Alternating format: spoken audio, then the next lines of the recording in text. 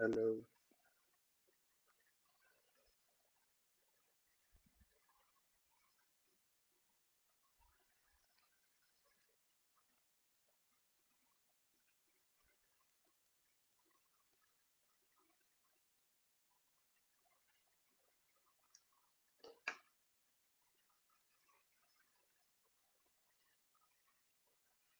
hello, welcome everyone to one last live this season, I guess. So it's the finals between Portugal and Spain.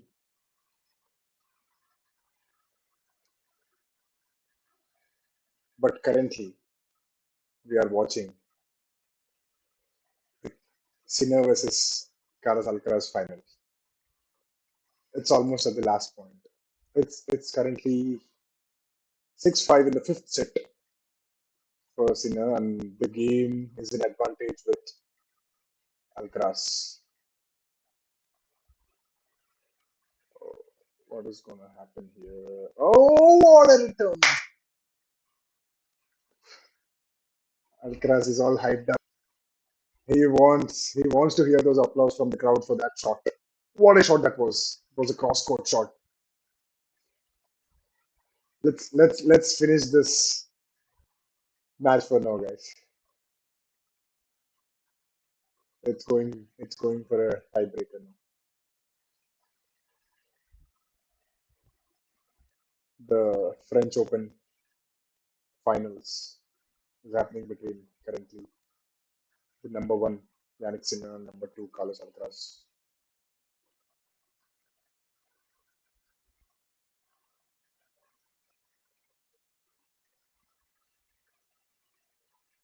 I'll let everyone chime in for this live for some time. Meanwhile, we'll watch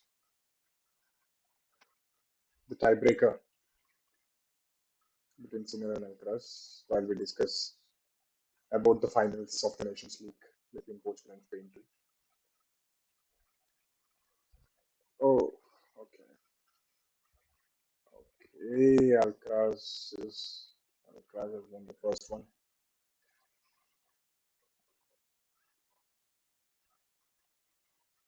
It was first two sets was won by Yannick Sinner, and then the third set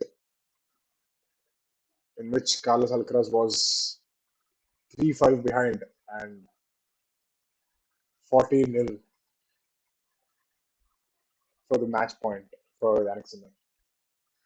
Carlos Alcaraz came back from there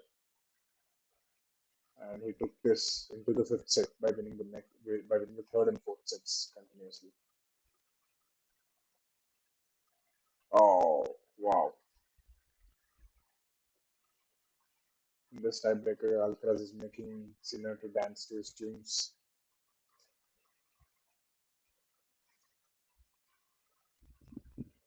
I though I'm supporting Carlos Alcaraz, of course, Spanish bias. I want Carlos Alcaraz to win. But what about Portugal versus Spain? Although this Nations League is a not many players want to play this tournament, this Nations League, which they call as a glorified friendlies. But a trophy, a trophy with their national team is on the line, guys. So it is important for the players that are with their national teams now, right now. A trophy is a trophy, and Nations League is a UEFA certified trophy, and it's a final between Portugal and Spain, between Ronaldo and Lamine Yamal. I saw somewhere it's Lamine Yamal, the confident boy, versus Ronaldo, the confidence itself. I think it's a right description of both those guys.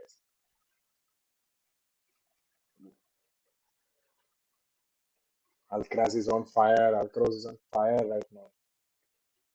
It's it's 4-0 in the tiebreaker.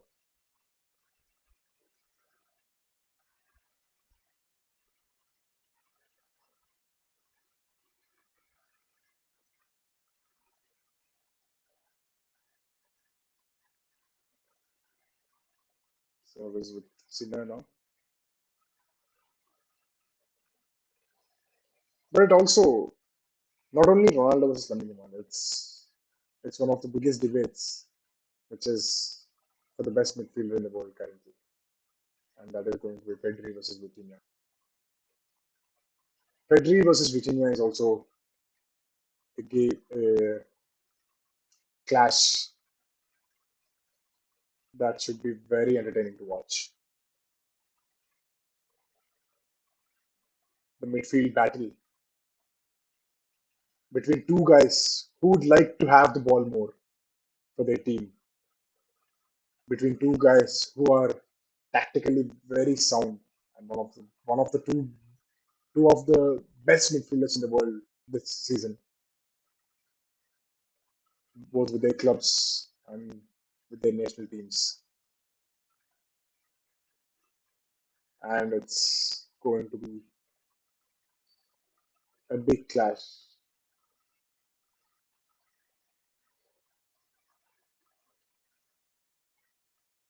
Okay, let's tune back to the French Open final side for now. It's 5-0 for Alcaraz in the final set.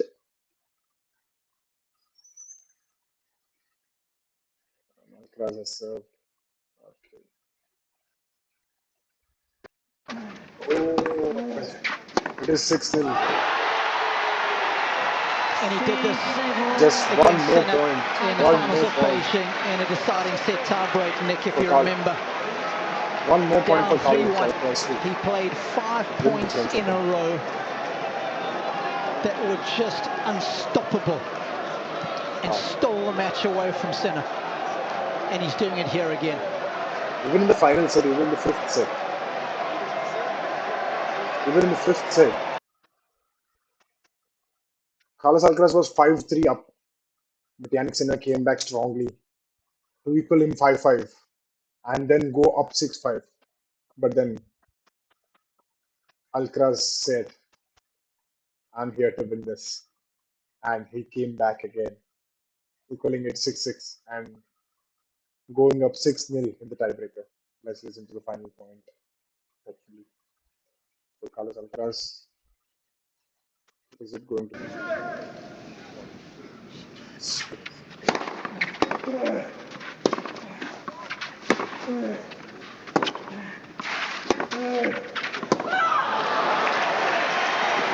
Well, a bit of respite. Much needed as well.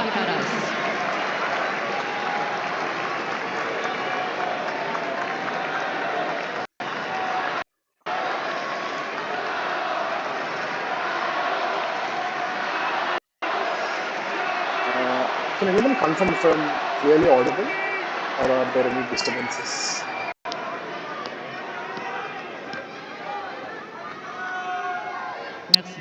Is the audio and video both clear?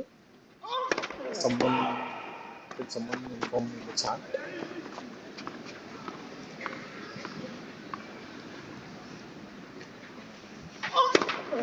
You can just continue like this if both audio and video are clear.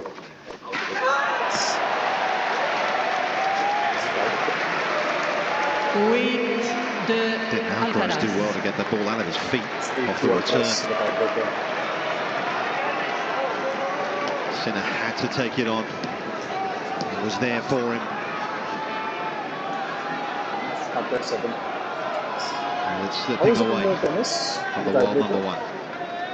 Does he need a 7-point difference in a tiebreaker to win it? Like Alcaraz was 6-0 out, but then Sinner won 1 point back. Alcaraz.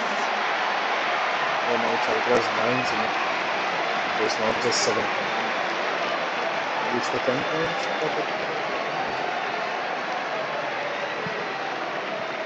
I don't know. Please inform me. For tennis and tiebreakers. 5.5 hours. 5.5 hours. Of the most enthralling drama. They've been playing since for 5 hours 30 minutes. The tiebreaker in the last set. Is Sinner going to make a comeback? Oh, it's Alcaraz. What a return that was. Alcaraz has won. that defends Alcaraz his has title won this at Grand Roland Slam. Garros. Surely one of the greatest matches ever played on Philippe Chatrier. One of the legendary matches. Utter heartbreak. One of the legendary matches that can happen in tennis has happened in the Grand Slam final between the current number 1 and number 2, Yannick Sinner and Carlos Alcaraz. It's Alcaraz who has won the French Open, won the Roland Garros.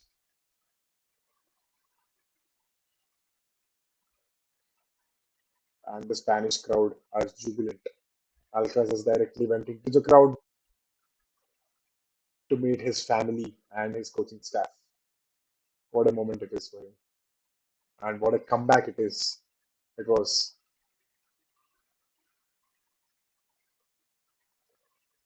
to be down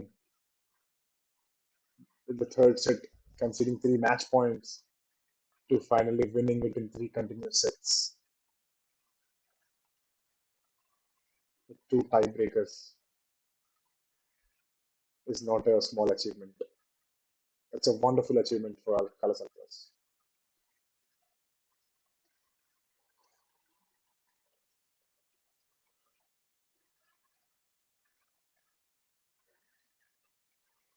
It's his, how many guys? I think last French Open also Carlos Alcaraz has won. I think it's his second consecutive French Open. Oh, I think it is. I'm just seeing the information. So it is 5 Grand Slams. It's his 5th Grand Slam.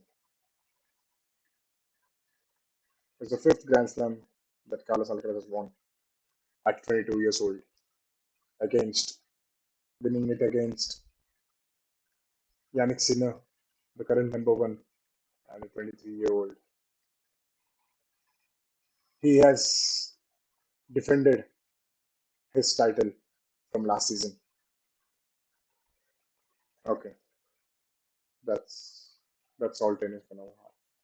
Sinner is disappointed, obviously, playing for 5.5 hours and losing the game match in the 5th set, leading 2 sets at the start.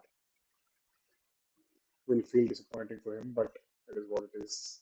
Carlos Alcaraz has come with that Spanish mentality, the bull mentality, and he has won his 5th Grand Slam. Okay, let's change the channels. Let's go for the UEFA Nations League finals between Portugal and Spain.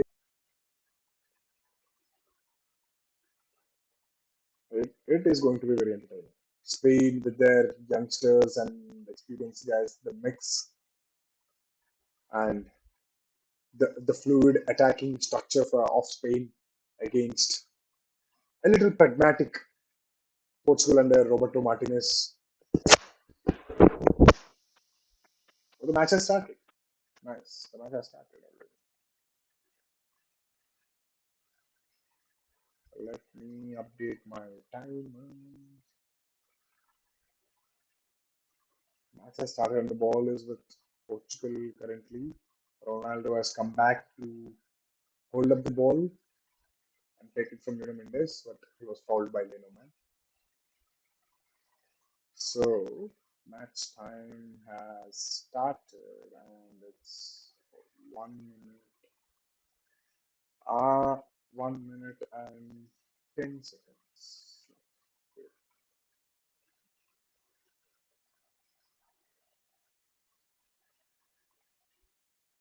Okay. It's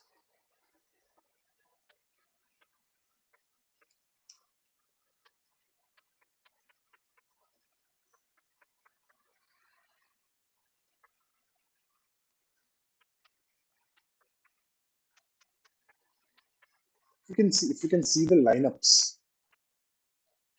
So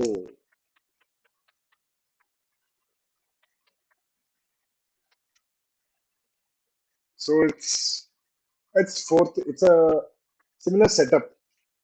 If you see the overall formations, although the formation is not a clear indication of how they are going to play, how both the teams are going to play. It's just naming those positions is what the formation is. But still, if you see the formation, it is kind of similar for both the teams. It's 4-3-3 for both Portugal and for Spain. For Portugal, it is Diego Costa in the back at the goal, and Unai Simon for Spain. Both wonderful goalkeepers who are in great form coming into this final game. Unai Simon coming from that excellent performance of his against France in the semi-finals. Although he got 4 goals against him, but he had a great performance in that game against France. And Diego Costa, being Diego Costa, one of the best goalkeepers in the current age. And we see the lineup of Portugal first. It's Nuno Mendes, Champions League winning left back from Paris Saint-Germain. At the left back, Inacio and Ruben Diaz as the centre back pairing, and Joao Neves as the right back. See, even in the previous game, in the semi-finals, Joao Neves has played as the right back. Roberto Martinez is preferring Joao Neves to play at the right back instead of Nelson Semedo, who was a Barcelona player, if you remember the old times, the turbulent times in Barcelona. Oh, see here, Lamine Yamal trying to dribble the ball, and Ronaldo winning the ball from him. The battle has started. The battle has begun, guys. Lamine Yamal versus Cristiano Ronaldo. The 40-year Ronaldo winning the ball from the 17-year-old Lamine Yamal. It's going to be a long game. Lamine Yamal with his confidence will try to go for more, will try to dribble more, will try to have the ball with him and take it forward. Cristiano Ronaldo. Joao Neves goes for a shot, but he just shoots it aside from the post. Ronaldo generally doesn't track back much, but it is in the last 2 minutes he did track back and he did win. Although because of the pressure of 3 guys on Lamine Yamal there, it was Ronaldo who won the ball.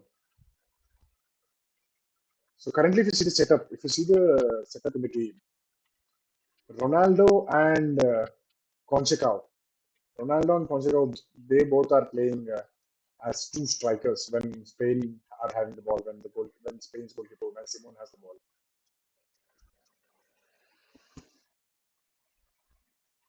So when Unai Simon has the ball, it was Cristiano Ronaldo and Sergio Conceição, who were the strikers and who were pressing Spain's defenders, and Bruno Fernandes behind them as an attacking midfielder, with Pedro Neto on the far left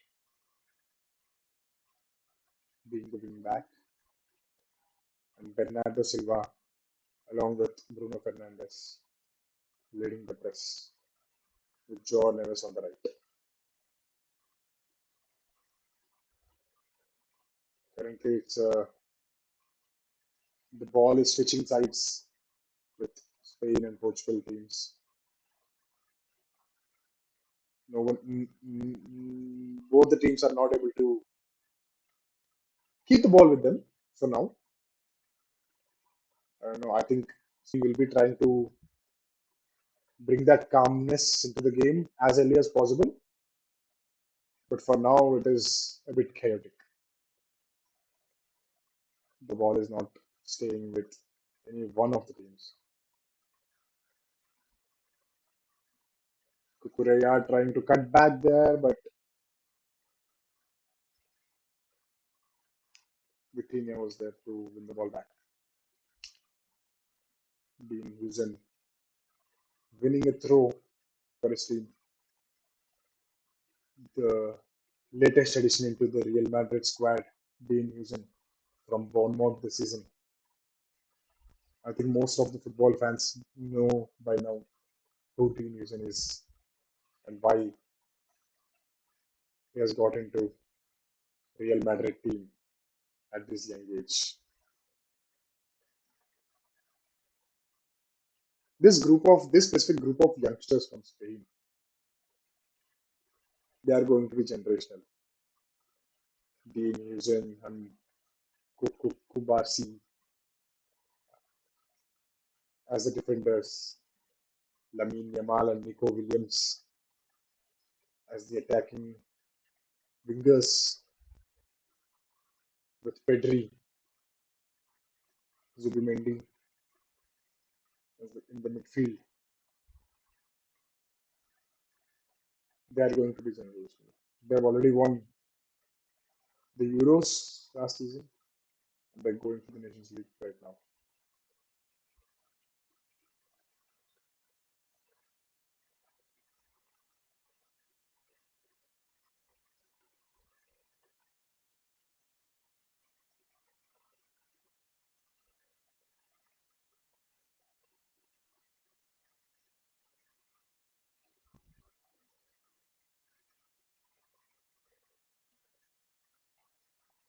So Cristiano Ronaldo being shown. So it's Portugal with their Reds, I think, for this game at the Allianz Arena. You know, see the Champions League final also happened in the Allianz Arena, and even the Nations League finals, both the UEFA competitions finals are happening at the same stadium, same venue, the Allianz Arena in Munich. Mendes has taken the ball forward but misplaced the pass to Petronetto. So it's a throw for Spain. And it's Oscar Mingueza who is taking the throw. Mingueza. What a story for him. I was shocked and I'm still shocked. Like, how did Mingueza start in this game? But for the guys who have followed La Liga this season, they will know that Oscar Mingueza at Celta Vigo had a very consistent season, going from Barcelona to Celta and performing very well and very consistent the whole season. Has earned his chance in the starting lineup today. But De La Fonte putting in the starting 11 directly in the finals has taken a risk, but he would have seen the ability in Oscar Mingueza. And also Pedro Porro being at Spurs, playing the whole season and even playing the finals of the Europa League. It would have been a tiring season, not only for him, for all the players involved. And maybe Pedro Porro was feeling that tiredness in his legs before this game in the training. And Luis De La Fonte has started Oscar Mingueza for this game.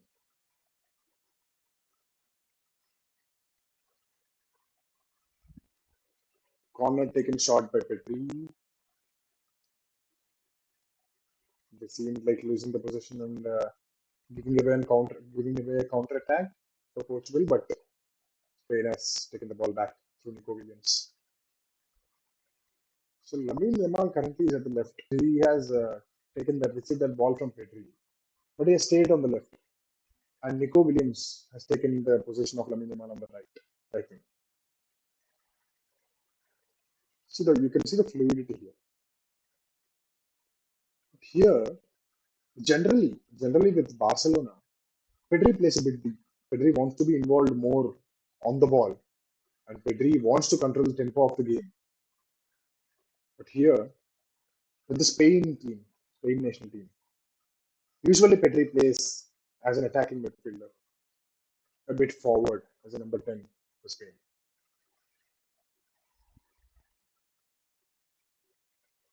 Oh, Cristiano Ronaldo has misplaced the pass and lost the ball, lost the position. The ball is with Lamine Yamal currently. He's surrounded by three players, and Mendes was there to win the ball back. And Lamine Yamal wins the ball back from Mendes again. Oh, what a way he has been dribbling. What a confidence he has to win the ball back from Mendes after losing it, and then dribbling one, two, three players and winning a free kick. He has dribbled Nuno Mendes, he has dribbled Bernardo Silva, and he has dribbled Bruno Fernandes. And then Bruno Fernandes considered a foul.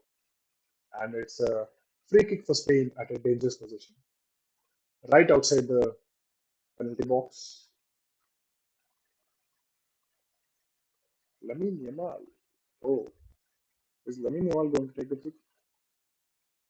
Barca president John Laporta in attendance for the finals, seeing his Barca boys in action.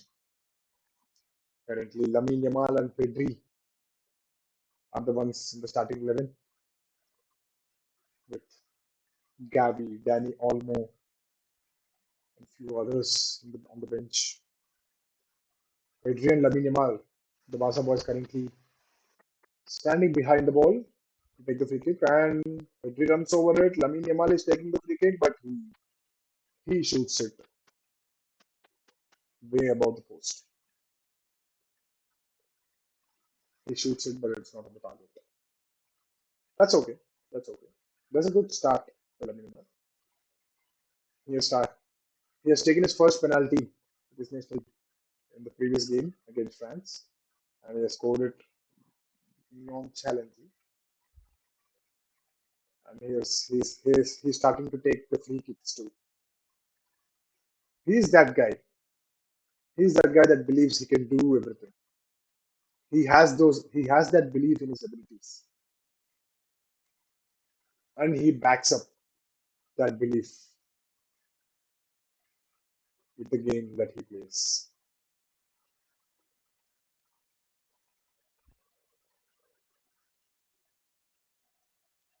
Pedri comes back to receive the ball and passes it to wide to Correa, who passes it on the line to Nico Williams.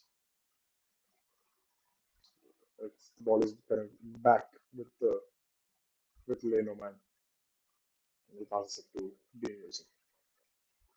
You can see Pedri operating a bit forward, just behind the just behind Oyarzabal.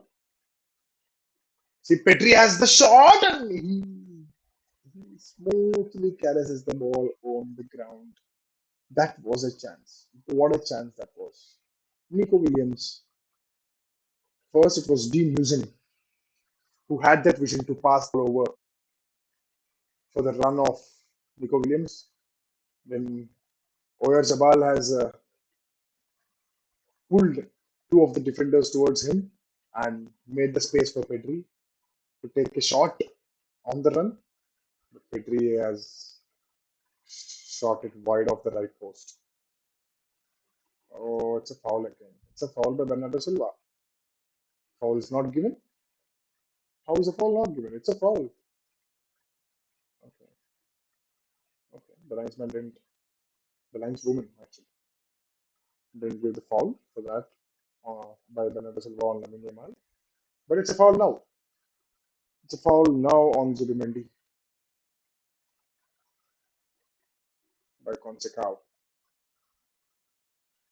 the hero of the finals, scoring that wonderful goal, one beautiful goal with his left foot, curling, curling shot, which went inside of the post, hitting the inside of the post, and then of course Cristiano Ronaldo scoring that winning second goal and finishing the game.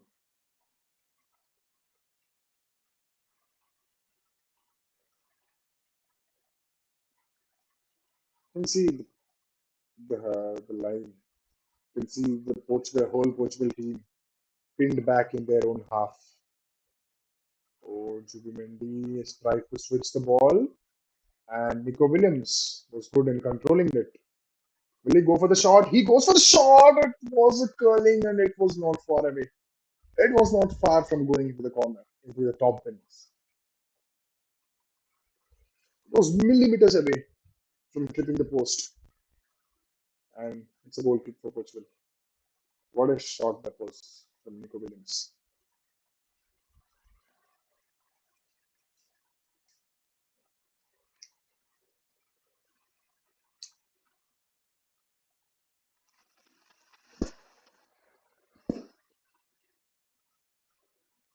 With Dean Hussein again.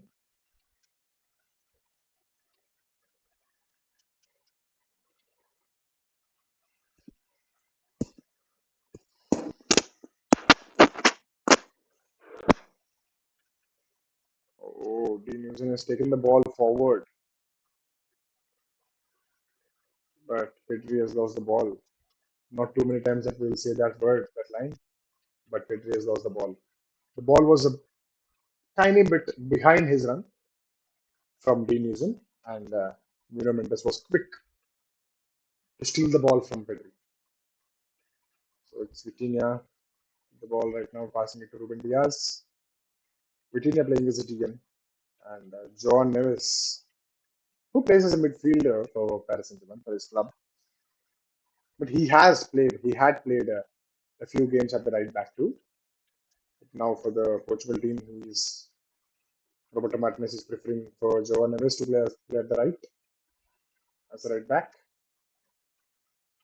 His ability on the ball and for his ability to provide the runs for him, for his team, and also for his ability to just chip in into the midfield whenever they have the ball, whenever his team has the ball. Oh, it's an yellow card. It's an yellow card for Inacio. He elbowed he elbowed Oyarzabal on his head, and it's an yellow card shown by the ref.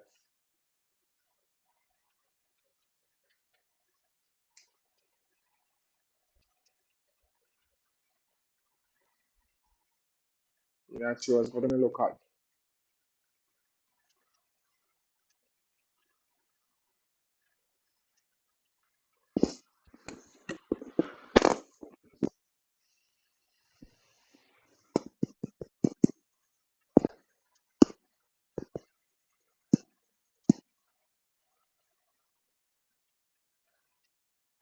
De La Fonte giving some instructions to Nico Williams.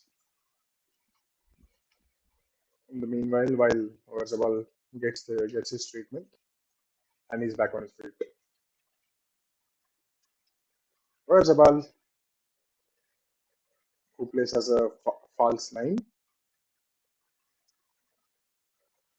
is back on his feet after receiving that foul and getting that treatment. Foul and yellow card for Inacio. I'm getting some disturbance in my ears. If someone can confirm if my audio is clear, I'm getting some kind of disturbance. Should I switch back? It's kind of disturbing for me. I'll just give me just a minute. I'll just switch back to my headphones. Oh, that's Spain with the attacking run, passing it on the side towards Lamine Yamal. Oh, that's a goal bound. That's a goal. That's a goal. That's a goal by Martin Zubimendi. That's 1-0 for Spain. And it's a goal. It was a counter attack. It was a brilliant counter attack. Zubimendi has taken the ball forward and passed it over towards the right for Lamine Yamal, who has crossed it to the center of the penalty box for someone to attack, for Oyarzabal to attack, and the Ruben Diaz, or was it Inacio, was able to defend that cross from the minimal, but then Diego Costa was not able to collect it. Beautiful back heel by Zabal first, and then Zubimendi taking the ball forward and passing it on the right flank for Lamine Yamal, and Lamine Yamal crosses it for Oyarzabal, but Ruben Diaz was there to win it, defend the ball, but he was not able to clear it off, and Joao Neves and Diego Costa were not able to clear or catch the ball, and Zubimendi was there readily available. They are checking for an offside currently because from Lamine Yamal's cross, Zubimendi has jumped to get his head on it, but Zubimendi didn't get his head. If he would have got his head on the ball, it would have been offside by Oyarzabal, but he didn't. He didn't get a touch, and it's a goal for Spain. So it's Portugal 0, Spain 1, and it's a goal by Oyarzabal, the Spain's striker.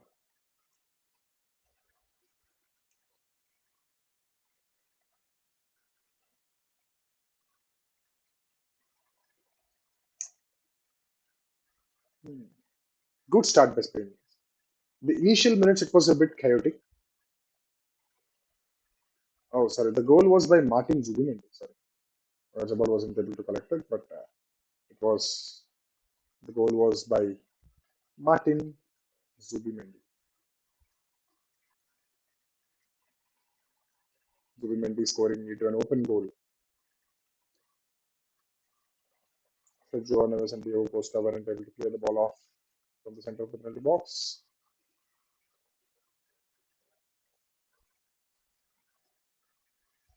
And it's Martin Zubimendi scoring into an open net and making the scoreline 1-0 for Spain. And it's just 24 minutes currently.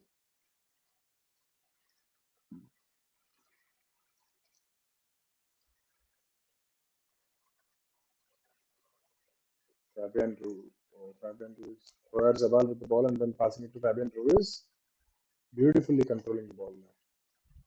And Joao Neves wasn't able to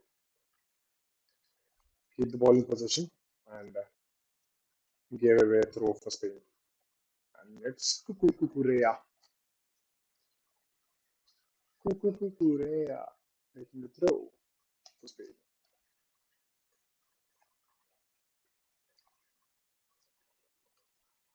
Lenoman, Oscar Mingueza staying a bit behind, staying with their backline, with the Spain's backline.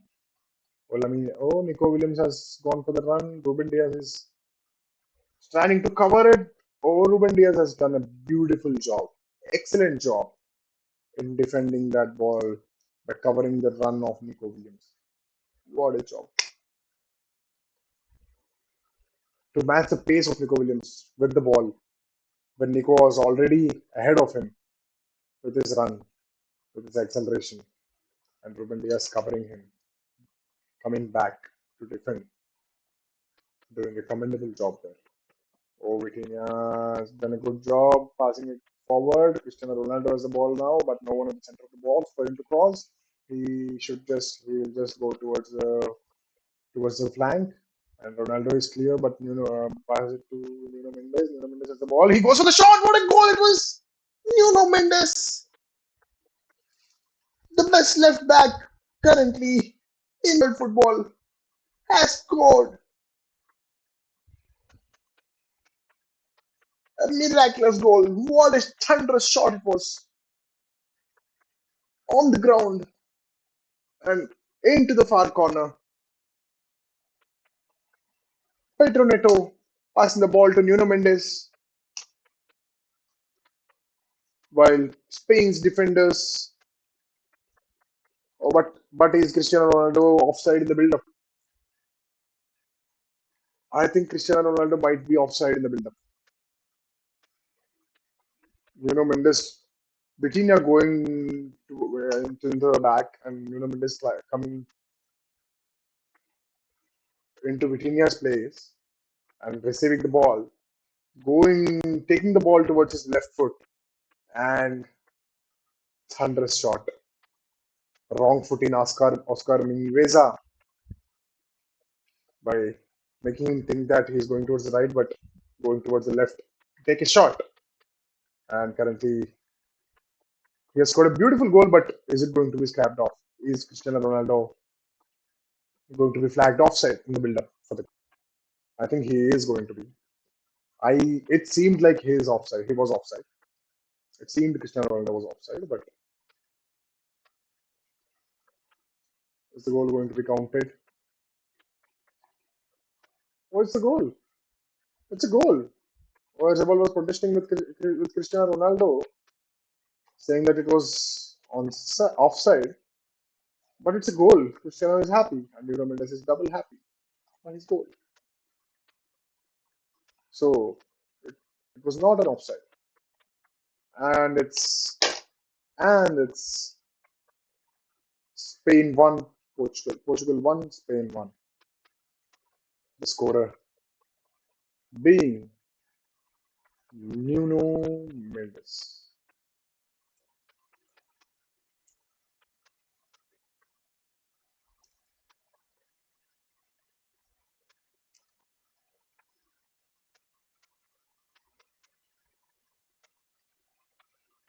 The number 25 for Portugal, scoring their first goal and equalizing it within no time against Spain in the finals of the nation.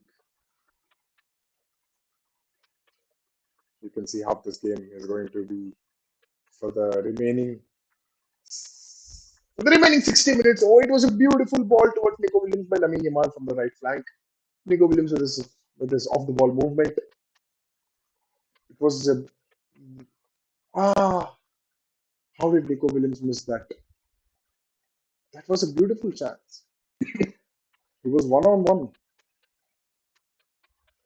Ronaldo looked offside, but oh, that was not even a matter of inches. That was a matter of millimeters. By a fraction of a millimeter, Ronaldo was deemed onside and was given a goal for Nuno Mendes and for Portugal.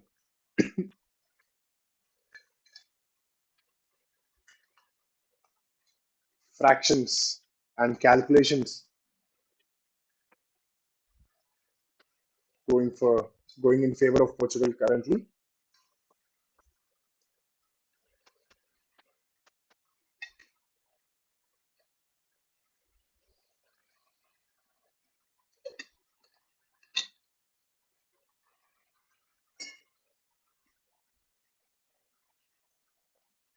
Portugal has gained that confidence from that goal.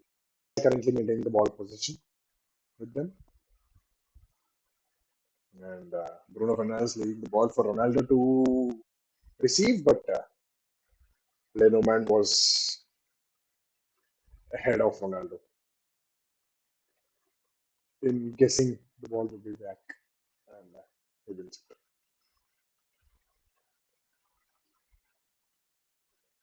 Oscar Mingueza doesn't get to the ball and concedes a throw. Pedri attacking the furthest forward.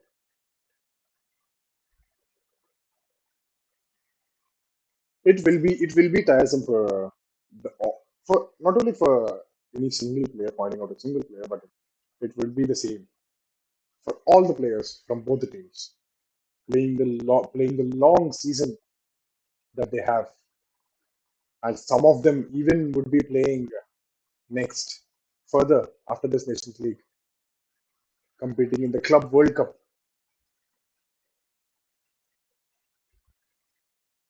It would be very tiresome for the players, and it would be in their minds definitely. PSG players playing Champions League finals very recently with currently playing Mendes, Vitinha, and John Neves starting this game finals again. It would be tiresome. The players might not be in their full speed, but they will try to win it for their national teams and to get a trophy against their names with their national teams. And it would be their pride to win an international trophy. Oh, it's a bit chaotic. It's a bit chaotic on the field right now, and Spain has brought the ball back, bring a bit of calmness into the game. Lamine Yamal trying to maintain the ball with him, but Petroneto, was it Petroneto? Concecao, I think it was Concecao, attacking the ball, tackling Lamine Yamal, and conceding a throw. Nico Williams has been making so many runs off the ball. He's a very good off the ball move. He's making very good off the ball movements for, I think, Dean Husen from the back to play a long ball or through ball for Lamine Yamal to cross from the right flank. Here, Lamine Yamal losing the ball, trying to cross foot, wrong foot, and Fabian Ruiz receiving an yellow card for his foul on Pedro Neto. Pedro Neto slid the ball towards right, and Fabian Ruiz kicked his foot in Pedro Neto's path. And it's an yellow card for Spain.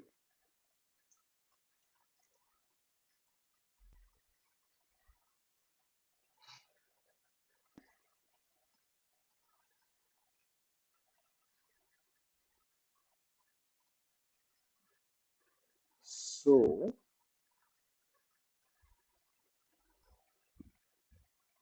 it's currently 33 minutes 40 seconds in my clock.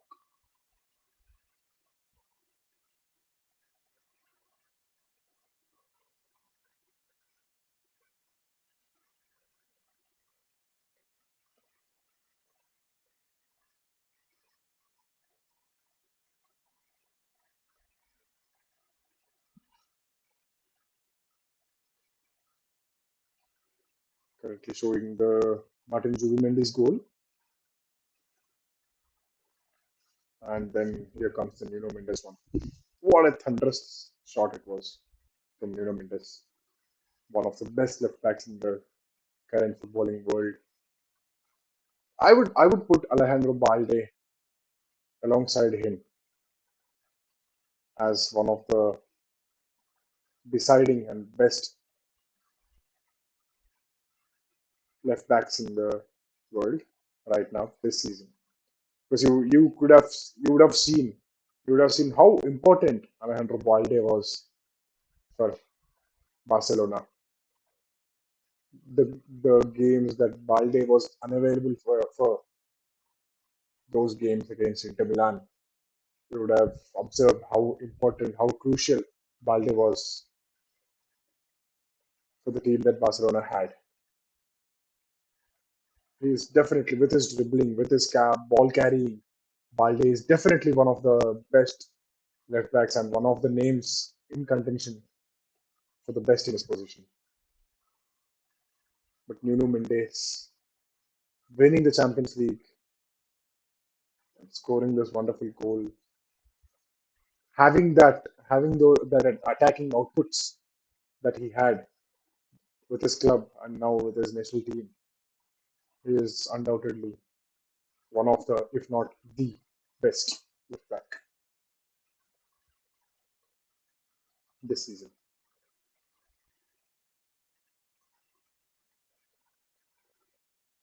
You can see John Neves chipping into the midfield currently.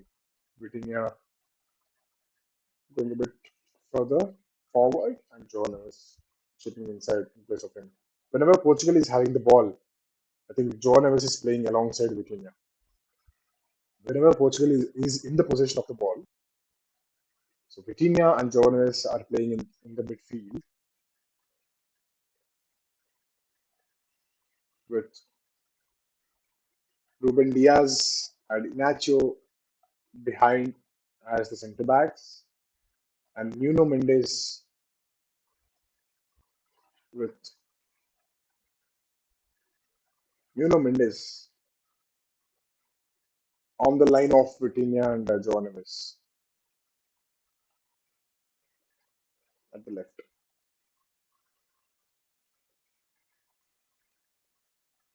Good ball retention by Martin Zubimendi. He passes it over to Nico Williams on the left. Nico Williams going for the cross, but Inacio was there to defend it and get it off from Oyarzabal. Nuno Mendes physically going for it against Pedri, and Pedri wasn't able to win the ball. Nuno Mendes covered the ball the best he can, and wins the throw for his team.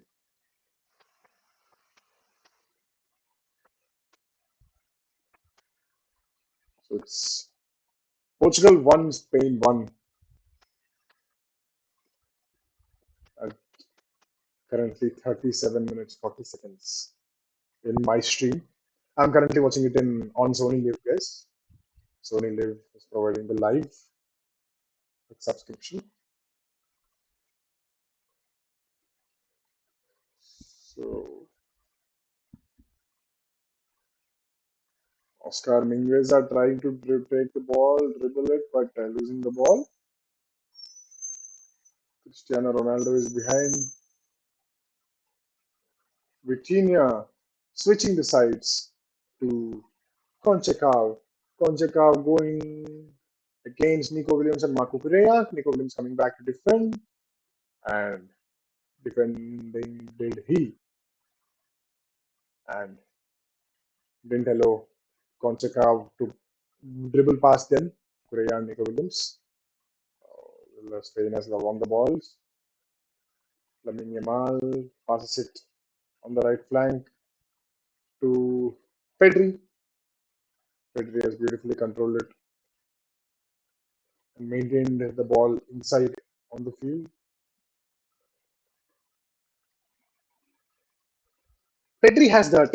If you observe the games where Pedri plays, Pedri has that little quick burst of pace with the ball when he has the ball. He'll be slowed down, and suddenly for a quick second he'll go for a quick burst of pace, taking the ball towards a direction against the incoming pressure of the opposition players.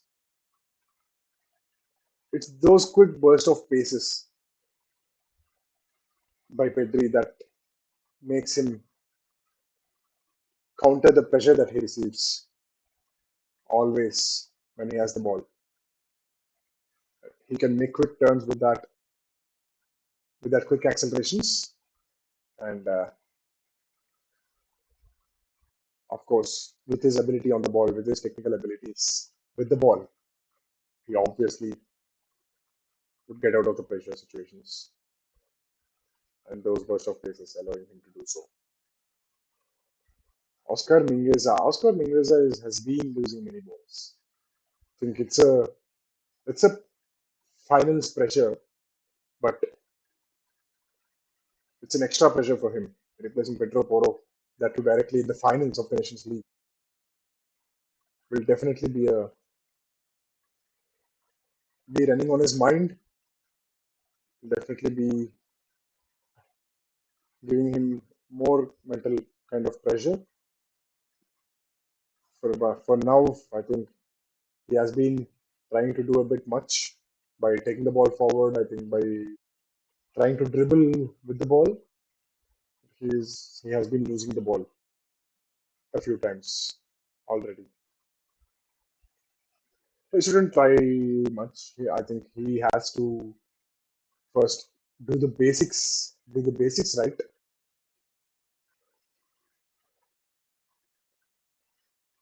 which is to defend Pedro Neto and to provide support for Lamine Yamal on the right flank.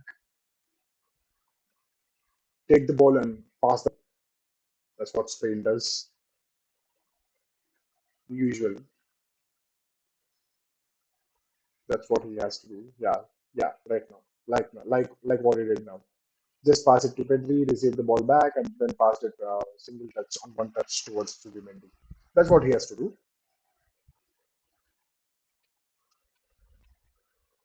and that's what he does right. Minimal trying to pass the ball for Nico Williams at the center towards his run. You can say Nico Williams has been making so many runs through the center from in between the centre backs of Portugal, Inacio and Ruben Diaz. Nico Williams has been shifting his position from the left flank towards the center of the box so many times.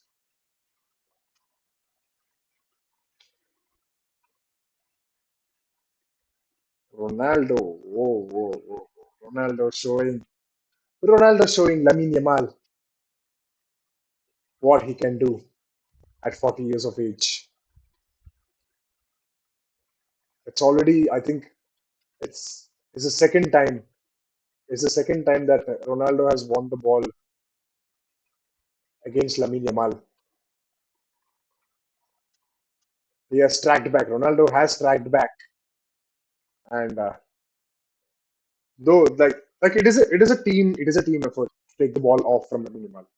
Two players will surround Lamine Yamal first, taking his attention away and trying to pressure towards the ball, and then Ronaldo coming from behind to quietly chip the ball back from Lamine Yamal. Roberto Martinez fuming there because of that Fabian Ruiz tackle on Joao Neves in their own penalty box. It's currently 43 minutes done in the game, and it's nothing to support, nothing to differentiate both the teams in terms of score line. It's 1-1, and it's a pretty even game if I can say. It's a bit chaotic in the first 10 minutes with the ball not constantly being with any one of the teams, and then it was Spain who took the control through Dean Huijsen, through Pedri and others, Fabian Ruiz, Zubimendi mainly and others, and then they scored a goal from from a counter attack, but then Portugal has come back. Nuno Mendes scoring that wonderful goal. Oh, that was a goal. That's a goal. Is that offside? No, it's a goal by Oyarzabal, and it's an assist for the Barca boy, Pedro Gonzalez.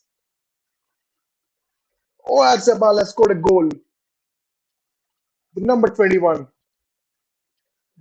the assigned striker for Spain, scoring the second goal to take Spain into the lead just before halftime. And it's 2-1 for Spain. What a time to score. What a time to score the second goal. Lamine Yamal's brother, the kid, enjoying this goal. But it was Pedri with this. What a ball that was for perfectly given for the run of Oyarzabal. It's a beautiful assist for Pedri. And a good precise shot from Oyarzabal, even though he was falling off. Even though he was falling off because of pressure of Inacio, Oyarzabal maintained his calm and got a precise shot towards the goal. And it's a goal. It's a goal for Spain. VAR has checked for something, for a foul against Bernardo Silva, but there was no foul given. And it is Spain 2, Portugal 1 at a crucial time, just before the halftime. Actually, when the last goal for Spain happened, accidentally put Oyarzabal's name there, but he was destined to score a goal for Spain this game. See, Oyarzabal has scored now. So the first goal being scored by Zubimendi, and then the second goal scored by Oyarzabal.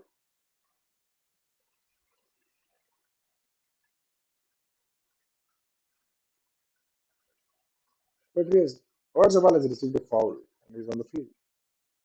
He is on the ground. He's down on the ground.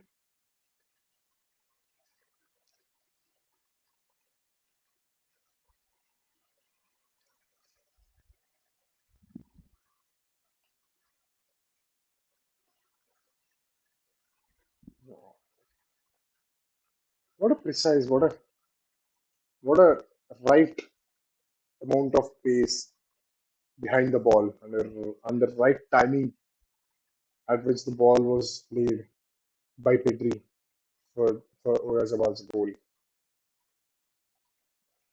And it's halftime.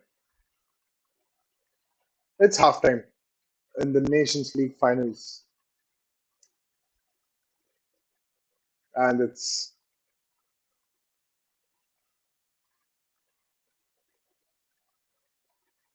Spain 2, Portugal 1 at the halftime. Spain getting that leading goal in the dying minutes of the first half.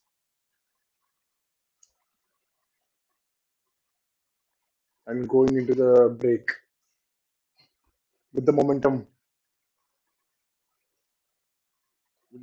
turning towards them. Lamine Yamal, by his standards, I think had a quiet game. Obviously, being a 17-year-old kid playing those many amount of games for Barcelona, almost playing each and every game at 17 years of age, but still maintaining that level of his in every single game, and then coming back for his national team and playing that kind of game in the semi-finals against France, scoring 2 goals, and then still again starting the finals is going to be is definitely going to be a very tiring job for him. But still, we expect so much from Lamine Yamal, the kid, and he usually delivers. Even in the semi-finals, if you have seen, in the first half he didn't. In the first half, he wasn't able to make his stamp on the game much, but in the second half, he has come into life suddenly, and he has got a 9.7 super score rating for his game in the semi-finals. Let's see what he can do in the second half in the finals for Spain. But here, we have to keep in mind that Lamine Yamal has played the whole 90 minutes in that last game, and he will be feeling that fatigue. He is a 17-year-old at the end. So let's see some statistics. Should we see some statistics? Let me just change my windows. I'll just come back. I will change my windows and come back.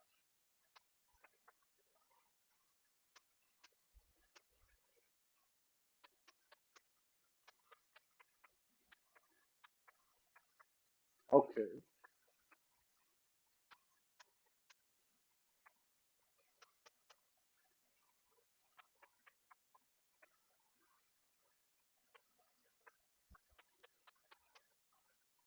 Okay. I think you can see my screen right now with SofaScore open.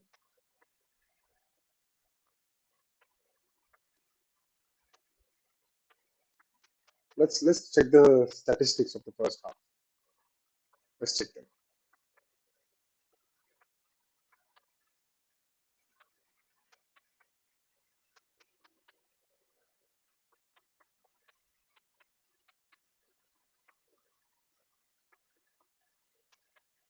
rearrange this window. Okay, let's check the statistics. How's the game going? So it's Portugal 1, Spain 2 at the halftime, with Nuno Mendes scoring that 100th goal for Portugal, and Martin Zubimendi and Oyarzabal scoring those 2 goals for Spain.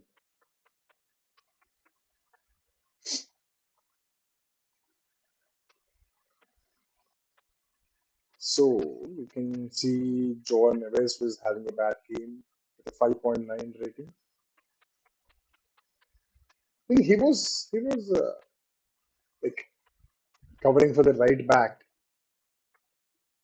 being a midfielder. I thought he was doing a good job. Not a fantastic job, but he was doing his job. But no, Vasco doesn't think so. Okay, Jovan is having 5.9 rating. Bruno Mendes having 6.8. Or Jabal 7.2. Lamine Yamal still having 7.4 rating. Let's see Lamine Yamal's statistics for this game. Will we get those? Did we get those? But that first goal, even though he wasn't at his best in this first half, you can say that first goal for Spain has come because of Lamine Yamal, because of his cross towards Oyarzabal, which Ruben Diaz wasn't able to clear off. And then Nico Williams pressuring for the ball against Joao Neves and Diego Costa. And Joao Neves just kicking it off towards Martin Zubimendi, and where Martin Zubimendi has smoothly passed the ball into an open net. That first goal was caused by Lamine Yamal. He had that impact. You can see 0 goals, 0 assists. Shots off target, 1. Shots blocked, 1. Shots off target, I think that was that free kick that he had. And shots blocked, 1 shot blocked. Dribble attempts successful. He had 2 dribbles and 1 successful amongst them. Not his best numbers, but 50% success rate. 22 out of 24 accurate passes. And 1 key pass. That pass leading to that first goal for Spain.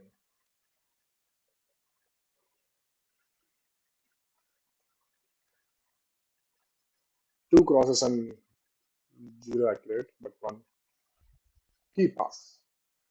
1 big chance created. Ground duels won. 4 out of 8. 4 out of 8 ground duels won. But possession lost. You can see this. You can see this. This is what I was talking about. He was losing so many balls today. I mean Yamal, and then Oscar Mingueza. Both the guys on the right flank of Spain were losing the ball quite a few times this game in the first half. It was Lamine Yamal losing the ball 12 times just in the 45 minutes that he has played. But of course, being a dribbler, he is this time. He is going to lose few balls here and there, definitely. But it's still he will be with that confidence that he has. He will be trying to go have more dribbles, more and more dribbles, more and more attacks, and let's see how he will come back in the second half. Let's see what De La Fonte will discuss with him. If he'll make some changes to the lineup or he sticks with the same. Let's see. But Spain has crucially got that leading goal just before the halftime, and it's going to be very good for them. Very momentum shifting for them going into the break.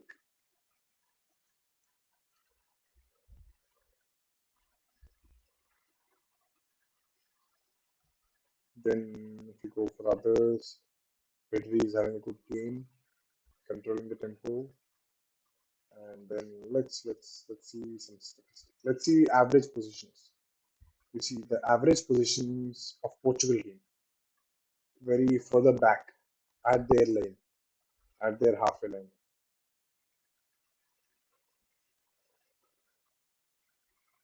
Cristiano Ronaldo a bit further left, and it was Pedro Neto the furthest forward for Portugal, but towards the right flank, left flank, of course. And Nuno Mendes, number 25, Gonzalo Inacio, Ruben Diaz, and Joao Neves.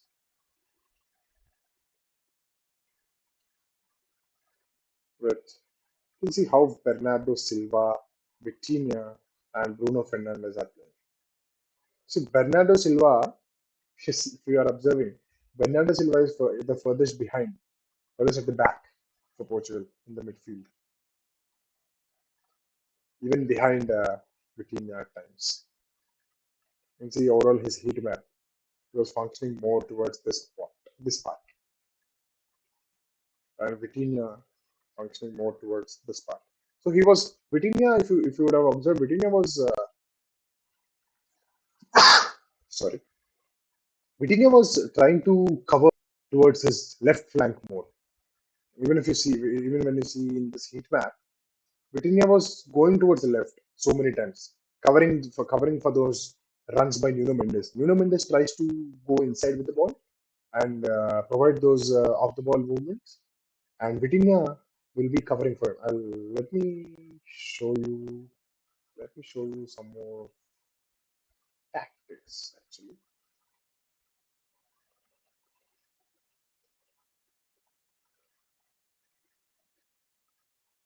So if you see Pedro Neto being the furthest forward, Bruno Fernandes, Cristiano Ronaldo being here, Nuno Mendes, being not maintaining his line at the wide line, but coming a little inside. Nuno Mendes tries to run inside with the ball and then go for shots, similar to Alejandro Balde with Barcelona. Nuno Mendes will try to cut inside and dribble the ball, take the ball forward, and Inacio, Ruben Diaz, Vitinha, and so when the ball is with Portugal, when they have the possession of the ball, they usually play in this way. They do play in this way with Bernardo Silva and Bruno Fernandes for the top, and Joao Neves and Vitinha playing on the line with Nuno Mendes, and Bernardo Silva operating in those inside channels with Bruno Fernandes going for the pressure behind Cristiano Ronaldo and Conceição against the Spain's defenders. So this is Portugal's on the ball setup. Setup with when they have that possession of the ball. Cristiano Ronaldo, Pedro Neto, Bruno Fernandes, Conceição, furthest forward, Bernardo Silva behind them, and with Neves, Joao Neves chipping inside alongside the midfield partner of in the form of Vitinha, with Inacio and Diaz protecting the backline. This is on the ball possession setup for Portugal. And when it comes to Spain, let's first watch. Let's first watch how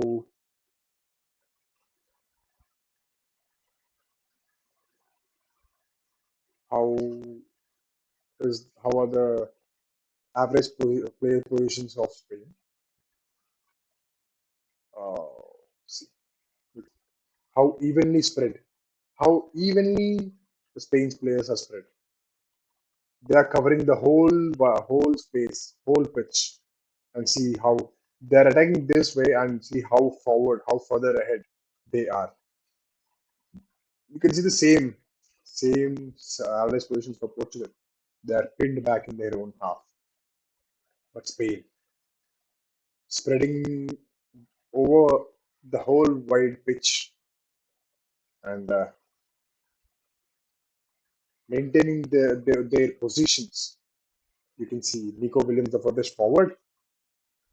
Because it is Nico Williams, right? Yeah, it's Nico Williams. With Lamine Yamal on the right. You can see this. What is this? What is this? Three, Oyarzabal, Fabian Ruiz, and Martin Zubimendi on, almost a vertical line with Dean Huijsen and Robin Lenoman spreading wide of each other with Martin Zubimendi constantly chipping in. So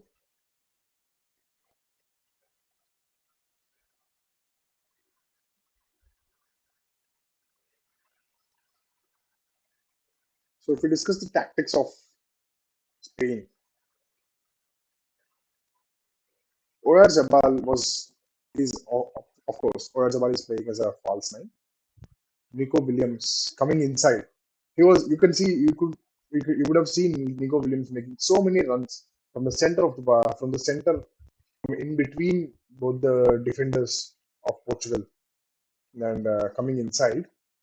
Marc Cucurella maintaining that possession by the left, Dean and Leno Man uh, staying wide apart with Zubimendi just in between them, just ahead of them.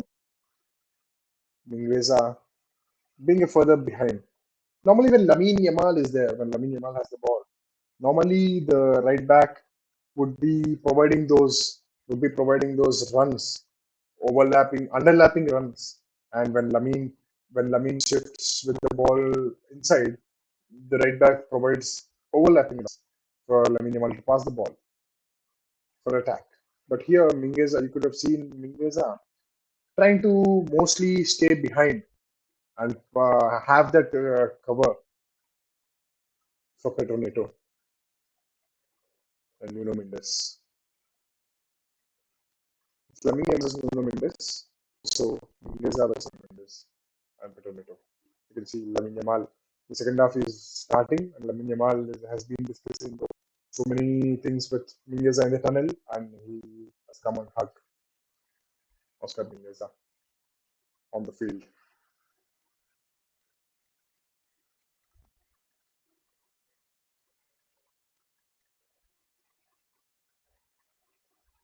So this was the setup for Spain when they have the ball.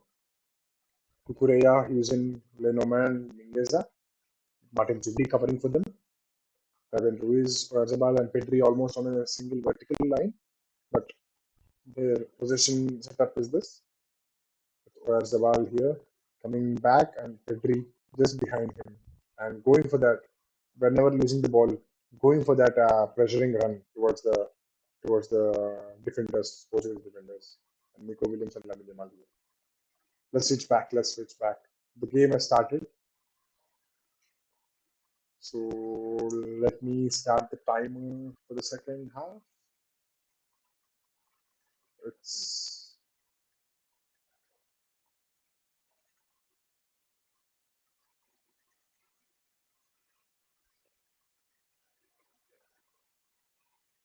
okay. It's 45. It's 30 seconds past second half. After the second half has started, and Portugal have made two substitutions. Portugal have already made two substitutions. Let me update the squad of Portugal. Let me check who were the two. One was definitely João Neves. João Neves was taken off for Nelson Semedo. Nelson Semedo, even in the last game, João Neves was taken off and he came on. He had a pretty good game.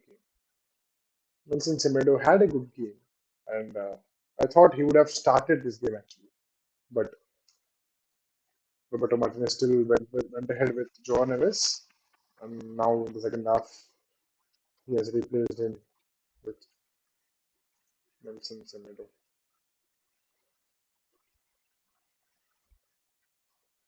And then, who was the second substitution for Portugal?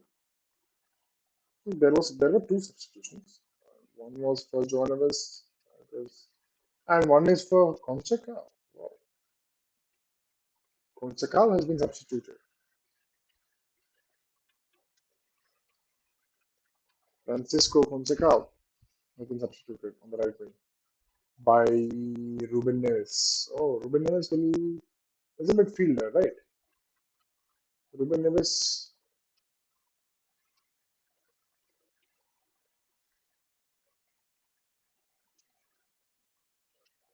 Ruben Neves has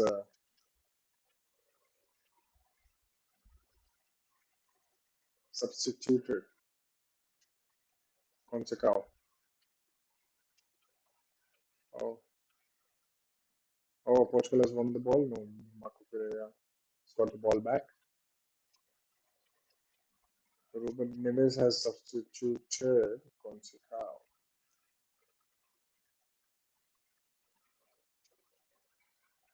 Oh, Unai Simon has the ball. Bruno Fernandes going for the pressure.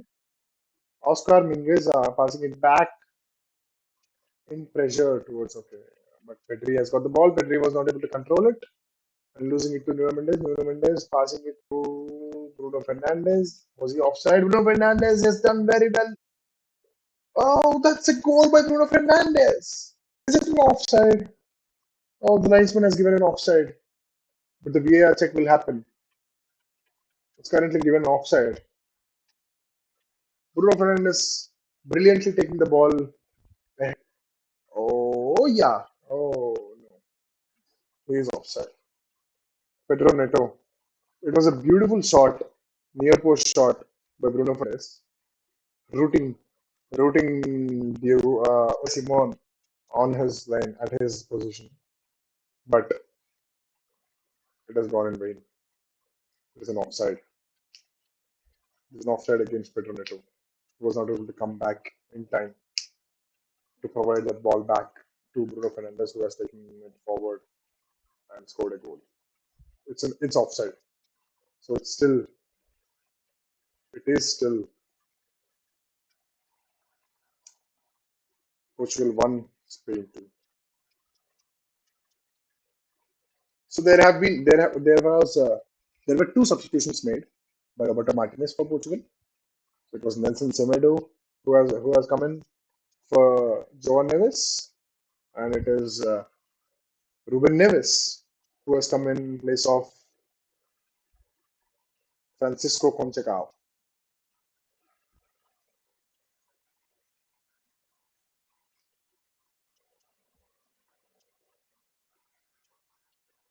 Okay, so you can see how in the first half Ruben Neves was playing as the midfielder when in position, and in the defense there were only two members, only the centre back pairing of Portugal who were left to defend the Spain's attack. And Roberto Martinez has corrected it now.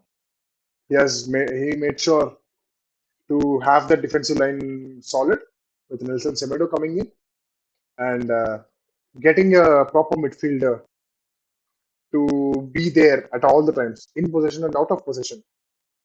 Getting Ruben Neves at the base of their midfield. Oh, all the legends in attendance. Jose Mourinho, the special one, Luis Figo, and Pepe, the legendary defender, the oldest player for Portugal to play in the World Cup, who was retired recently, is also in attendance. So Lamine Yamal versus Nuno Mendes. It's a great battle. It's a great battle. Nuno Mendes has been winning it. Nuno Mendes has been winning against Lamine Yamal for now, till now, in the first half. Nuno Mendes is having a very good game going against Lamine Yamal and scoring a goal. Oh, will they go? Cristiano Ronaldo has taken the ball off. But it's now for Pedro, back with Pedro Neto. The man is there to collect the ball.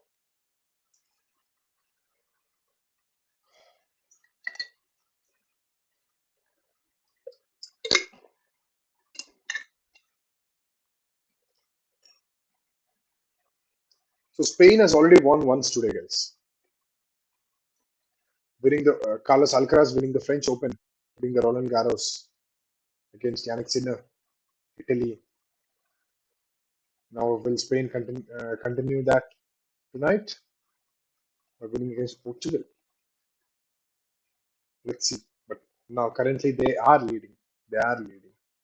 They are on course to win this game.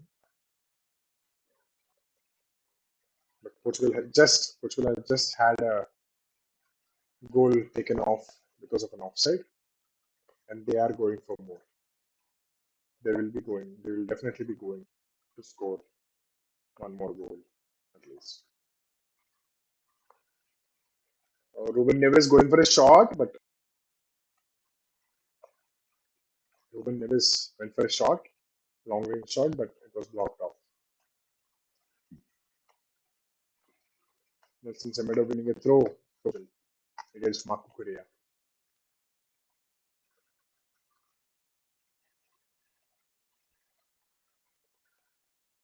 See, Roberto Martinez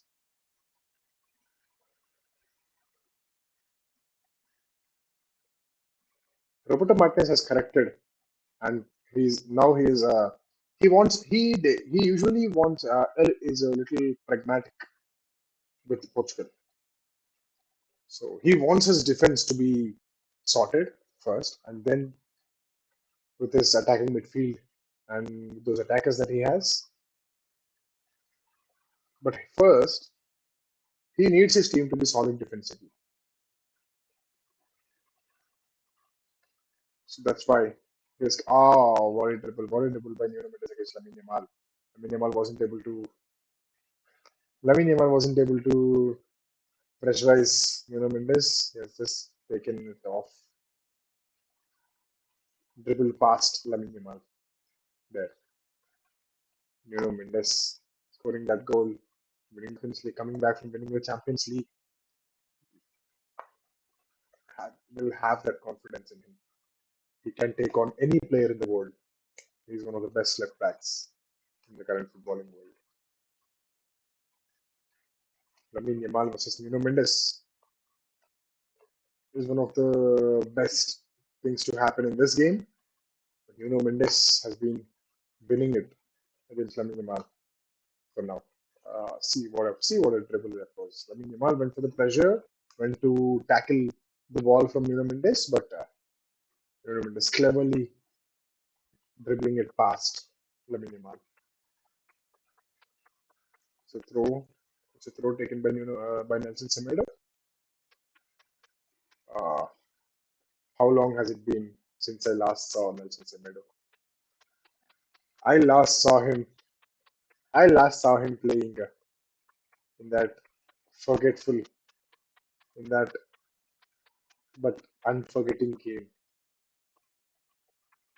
It was a thrashing game for Barcelona against Bayern Munich in 2020.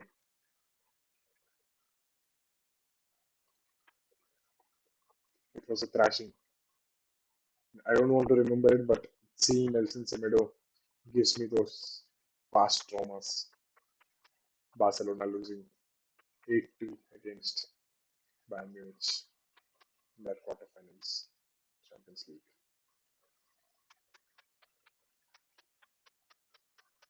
I think after that, I haven't seen Nelson Semedo playing. I clearly remember how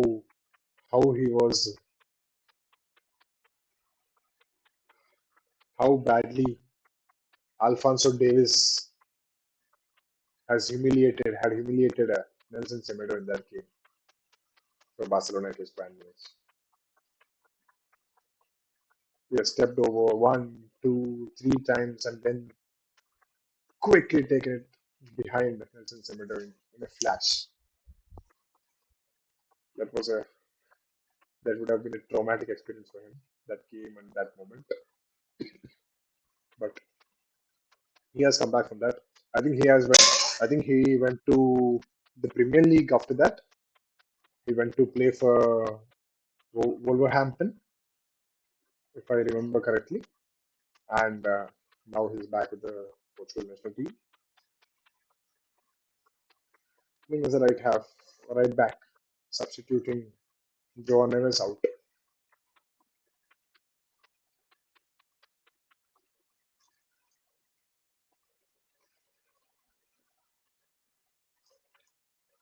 This is João Neves and uh, Ruben Neves and Vitinha playing at the base of their midfield.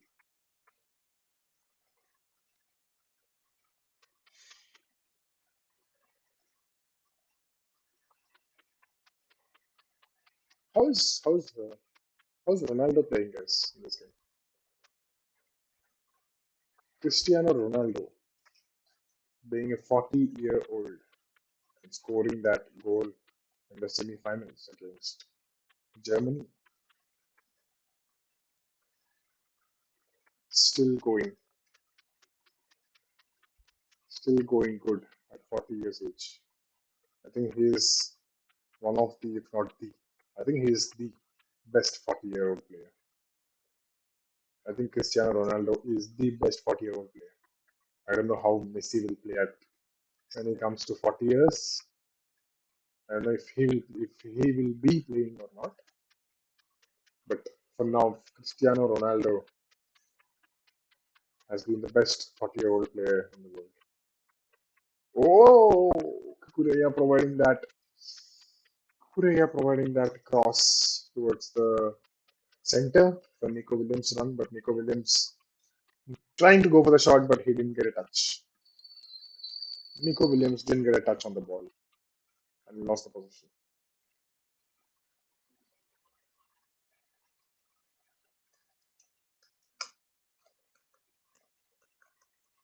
Why is Pedri not having the number 8 for Spain? Is Fabian Ruiz having it? Pedri resembles that number 8. Right? I think Fabian Ruiz is wearing the number 8 for Spain. So Pedri is wearing the number 20, his previous Barcelona number.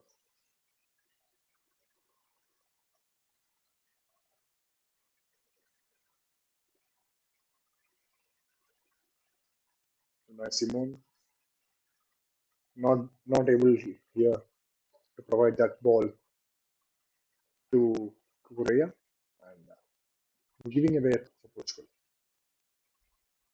So Inacio passing it on the left towards Pedro Neto, Inacio to Neves. Neves, see how quickly Portugal have shifted their flanks. Just then, Pedro Neto was having the ball, and within seconds, the ball is back with Bernardo Silva and Nelson Semedo at the right. Oh. See where Nelson Semedo is right now. See where Nelson Semedo is. He's just besides Cristiano Ronaldo playing as an attacker, being a right back. With Ruben Neves covering for him. The right. Oh, Nuno Mendes, what a dribble he has against Lamine Yamal again. Oh, Ronaldo scoring the goal! Ronaldo scoring the equalizing goal! He is there! Ronaldo is here! The best 40-year-old, one of the best players in this generation of football. Still going. Now started from Nuno Mendes dribbling past Lamine Yamal again in this game. Lamine Yamal has not been effective, and Nuno Mendes has been at his best. Nuno Mendes getting a goal and an assist now. Oh, what a dribbling by both the players on the right flank for Spain. Oscar Mingueza and Lamine Yamal are not having a good game, and Nuno Mendes has been toying with them. Nuno Mendes was toying with them all the game, and now providing an assist for Cristiano Ronaldo by dribbling past Lamine Yamal and wrong-footing Oscar Mingueza.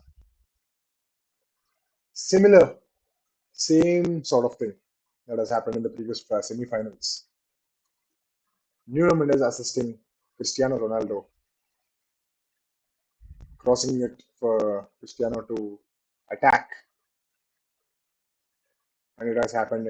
It has happened again in the finals for Portugal's equalizing goal against Spain. So it's Portugal 2, Spain 2, and there is 30 more minutes to play this game. Is De La Fonte gonna make any changes anytime soon? I think he has to bring Pedro Porro now. Coming is was trying his best, but he's not having the best of his games in the biggest of the games. It's a tense few minutes for De La Fonte. Portugal's fans are coquejo in the stands. Lamine Yamal has to make something happen here for Spain. Lamine Yamal not having a good game is not good. Oh, Pedri has the ball. Pedri can attack. Pedri doesn't. Oh, Pedri goes for the shot, but Nuno Mendes is having one of the best games of his life so far. Pedri tried to turn Nuno Mendes out and in and out and in, but still Nuno Mendes was able to cover it and block the shot of Pedri.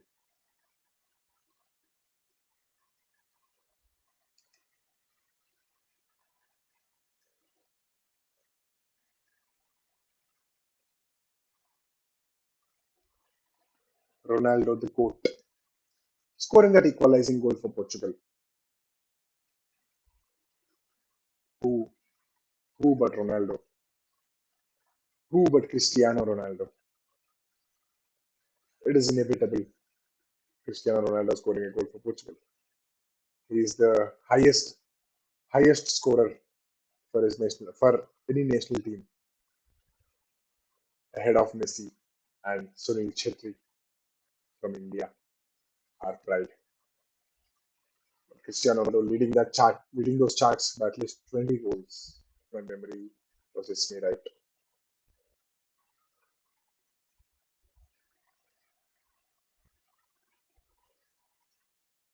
The highest international scorer and the club scorer, highest scorer ever, scoring in the finals for his national team. It is inevitable, and it is Cristiano Ronaldo, the best in the business, the conference himself. It's a free kick for Portugal on the just ahead of the wide line on the right flank. Bernardo Silva getting fouled, and Bruno Fernandes taking the free kick. Bernardo Silva just went to talk tactics with Bruno Fernandes, and he has come to pass that information back to Ruben Diaz, their defender for attacks on the set pieces. But Zubimendi was hugging Ruben Diaz just to listen those talks, just to listen those tactics.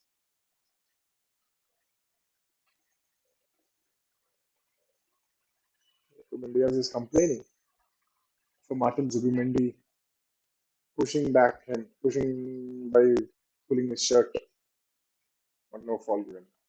That's common. That's not a foul. That's not a big foul for a penalty call. That's in a penalty box. So only if it's a penalty it will be checked, and it's not a penalty. Oh, it's a beautiful ball by Bernardo Silva, but Bruno Fernandes trying to cross it inside, but it went as a shot, and Unai Simon has caught the ball safely. Portugal fans are just behind Unai Simon, Spain's goalpost, and they are making that pressure against Spain. Pedri being fouled.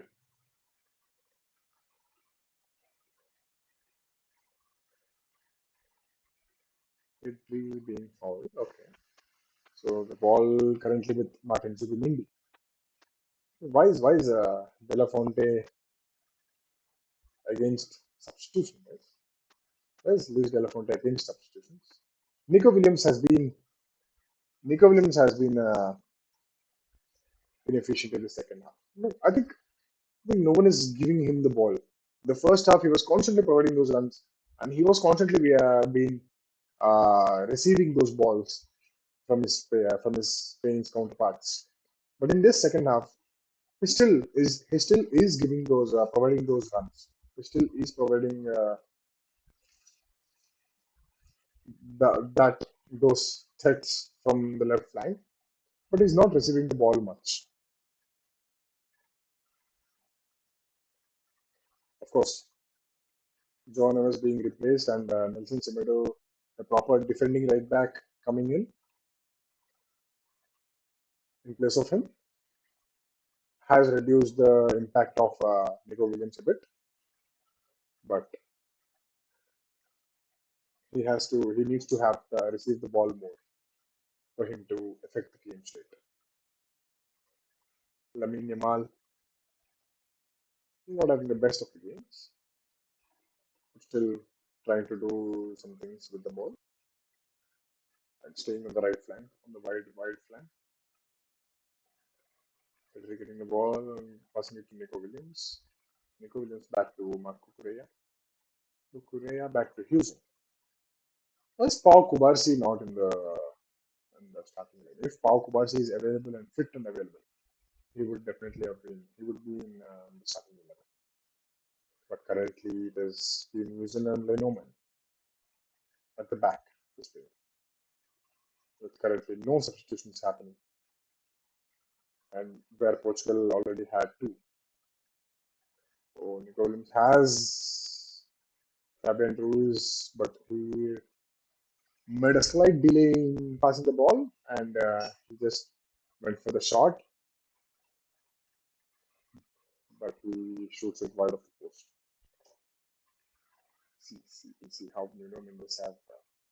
You can see how Nuno Mendes has dribbled past Lamine Yamal, and just Oscar Mendoza not being behind Lamine Yamal, but being on the horizontal lane, uh, same as Lamine Yamal,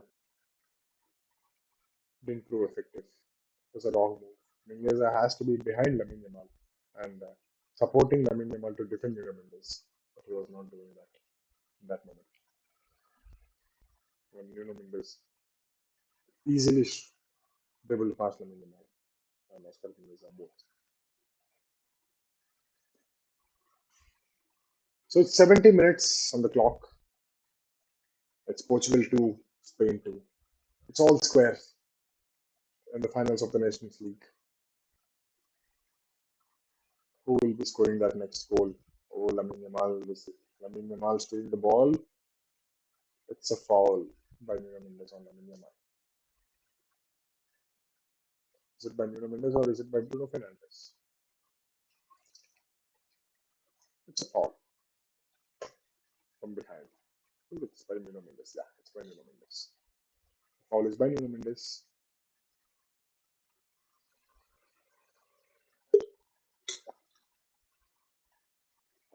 But Nuno Mendes has been all over Lamine Yamal this game.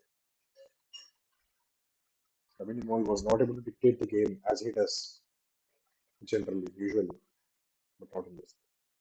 Nuno Mendes was there. Lamine Yamal taking that free kick. Lamine Yamal the free kick into the center, but oh, Bernardo Silva dribbling it, but Marco Correa comes back.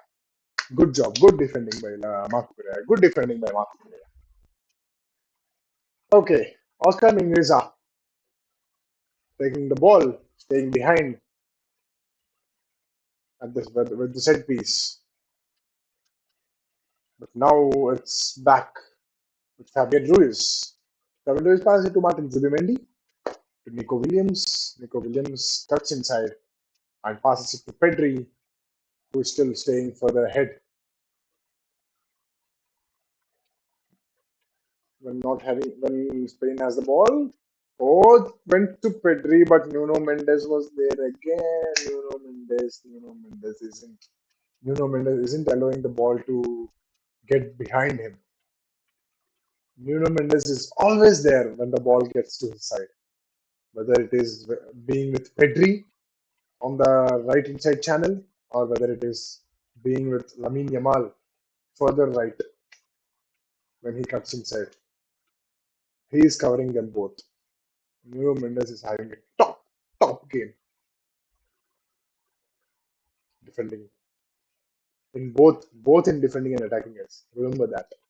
Both in defending and attacking, Nuno Mendes is having a top game, providing a goal and an assist already for Portugal, and then not allowing Lamine Yamal or Pedri to go past him.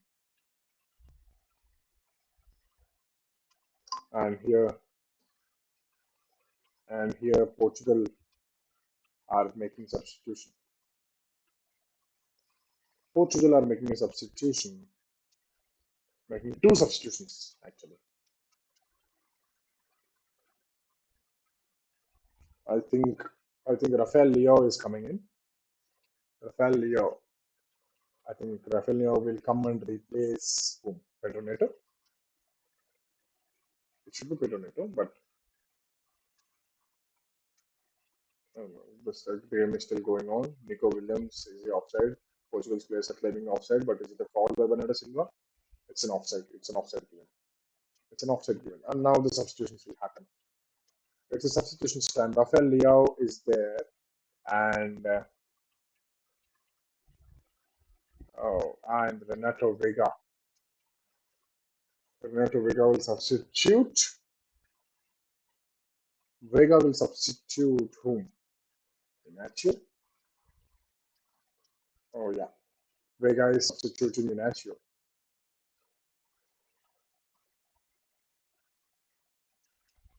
And Rafael Leao substitutes Bernardo Silva. Oh, it's amazing. Bernardo Silva was having a good game. Pedro Neto still on the field, and Bernardo Silva substituting off for Leao.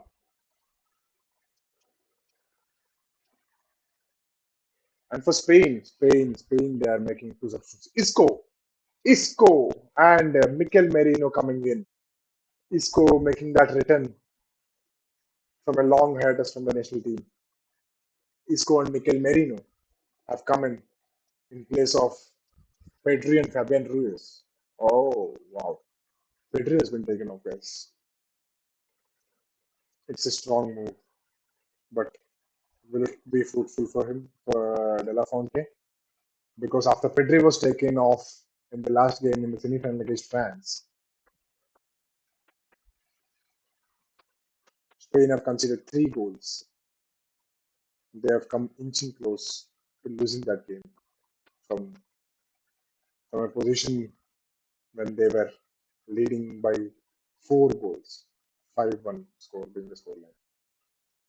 But now it is Pedri taken off again. So Fabian Mingueza still stays. So I think Pedro Porro is doing well for this game, or he is not, he is feeling that fatigue in his legs. So Mingueza is not being taken off for now. It's already 75 minutes. This the last 15 minutes of the regular normal time left, and it's Fabian Ruiz is taken off for Mikel Merino, and Pedri is taken off for Isco. Isco, the legend, making that return into the Spain national team, getting that call after that spectacular season he had for Real Betis. Isco will be the further attacking midfielder for Spain, with Mikel Merino and Zubimendi. Zubimendi being the 8 and Mikel Merino being the 6 for Spain. Nico Williams can pass it to Lamine Yamal. Lamine Yamal will now try to take over, try to go for a goal. And the shot goes straight into the gloves of Diego Costa. It was a favorable position. It was a favorable moment for Lamine Yamal, for him cutting onto his left foot, but he hit it straight into the gloves of Diego Costa. He was having that game. He was having that kind of a game where he will hit that ball, and the ball goes only towards the goalkeeper.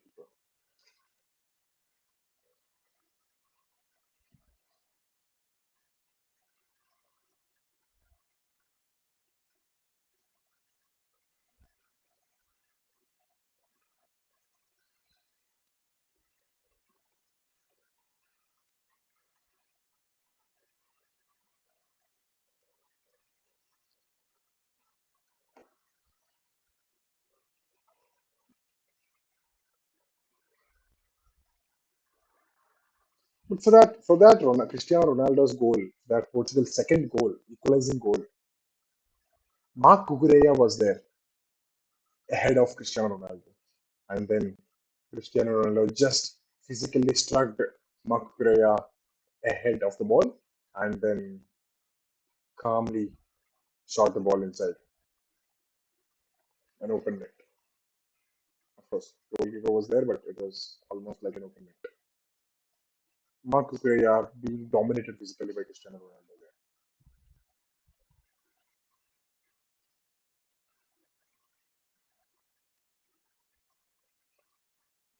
there. If Alejandro Balde was there in the squad in place of Marc Cucurella, would that have happened? But Balde is not getting into that Spain squad currently. Still, Roberto Martinez, no, De La Fonte preferring only Marco Correa. I'm still not even having Balde in the squad. I don't know why Balde is into the squad. He's, in my opinion, one of the best left backs in the world currently, alongside Nuno Mendes. Of course, Nuno Mendes maybe might be a step ahead of Balde currently, but Balde is right up there.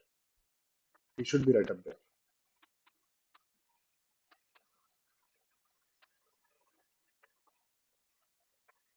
And it's just a piece for Portugal. Okay, Portugal taking a corner, and I got an ad. Mr. Rana Dagubati is speaking something, but I can't listen because I put the match on mute. I'm not listening to any commentary or listening to the game. I'm just watching the game and commenting it out here on the live. Mr. Rana Dagubati, go away. There's no time for you. There's time for the game. Okay, it's still okay. Pedro Neto is a yellow card. I don't know why Pedro Neto wasn't taken off and Bernardo Silva was taken off. Bernardo Silva was having a good game. Pedro Neto wasn't providing that amount of good support for Portugal. But I think Roberto Martinez wanted to have those two attacking wingers, either side of the flank, and decided to go with Rafael Leao substituting out Bernardo Silva.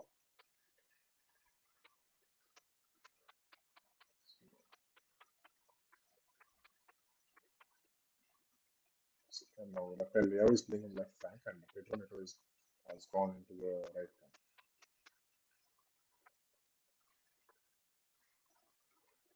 Oh, Martin Zubimendi running with the ball. Isco is there. Isco can go for the shot. He'll leave over the shot. He goes for the shot. What a shot it was! And what a block it was by Diogo Costa. He dived. He dived to his full length, and it was a diving stop for a goal-bound shot by Isco. What a shot that was! That would have been a great goal by Isco. If he would have scored that, but he didn't. It's a great curling outside the good pass by Lamine Yamal to the center of the box. That was defended, and it's a foul given for Portugal against Mikel Merino. And it's a free kick. It's a piece.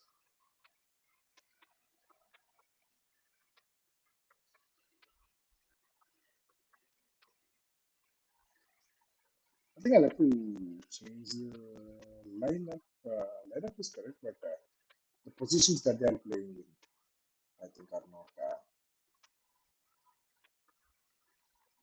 perfectly calibrated. With for Spain, it is the same. Isco and Mikel Merino are the only two substitutions that are happening, and they have directly just replaced Pedri and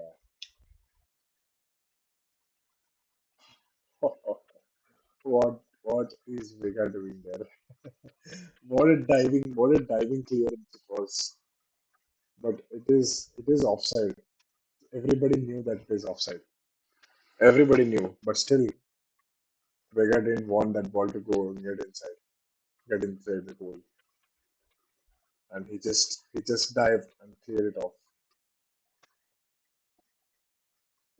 Everyone knew it was offside, but but still, okay.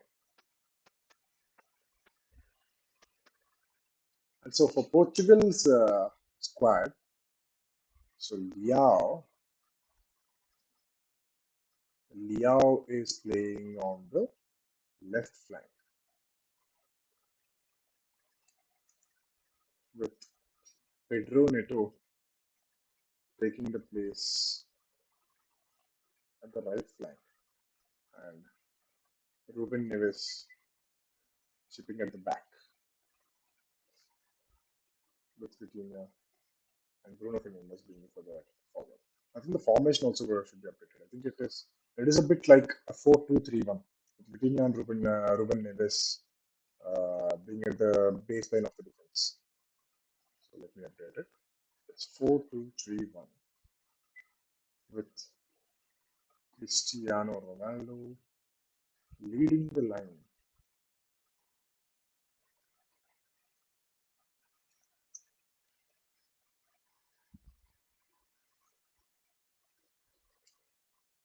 And Pedro Neto on the right flank, Liao on the left flank,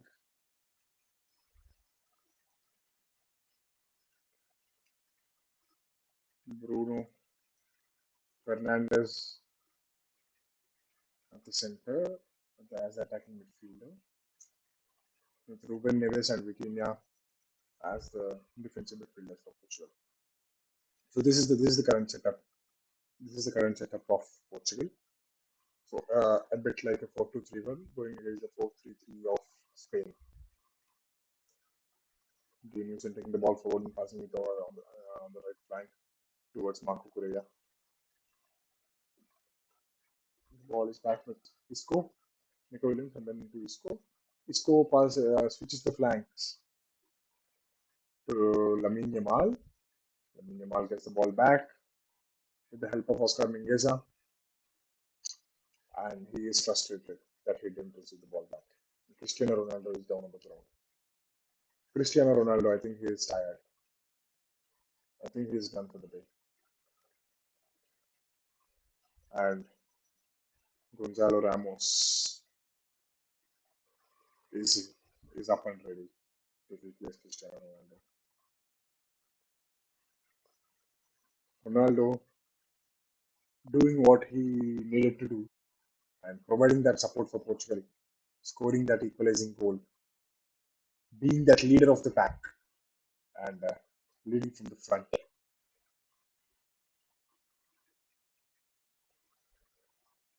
Showing the attitude, showing that winning mentality, being one of the greatest players of all time.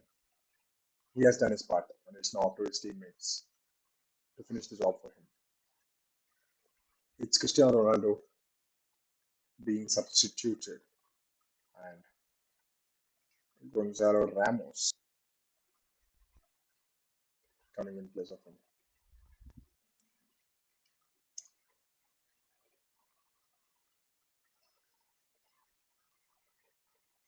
Cristiano had a good game, and he had a game that was asked of him by Roberto Martinez, and he delivered that game perfectly.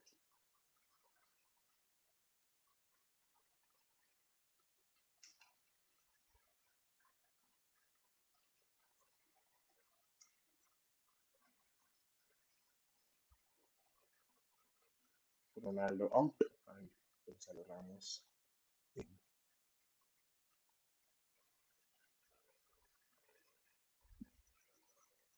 It's the last 2 minutes of the normal time. Isco doesn't provide that run for Lamine Yamal to pass into, and I think nothing is going to happen in these last 2 minutes and the extra injury time that should be available for them. It should not be so much. It should not be a long time,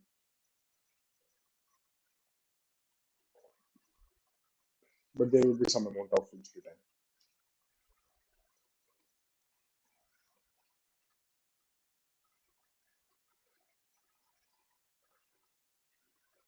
My mom's saying good night.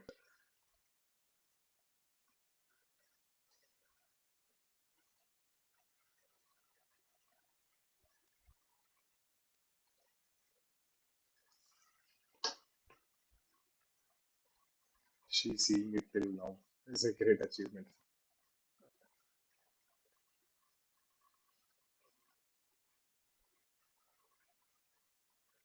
So what's happening?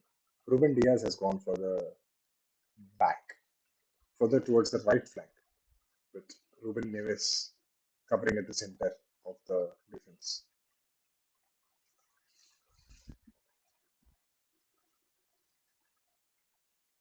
So when they're having the ball, they're playing with a three at the back system.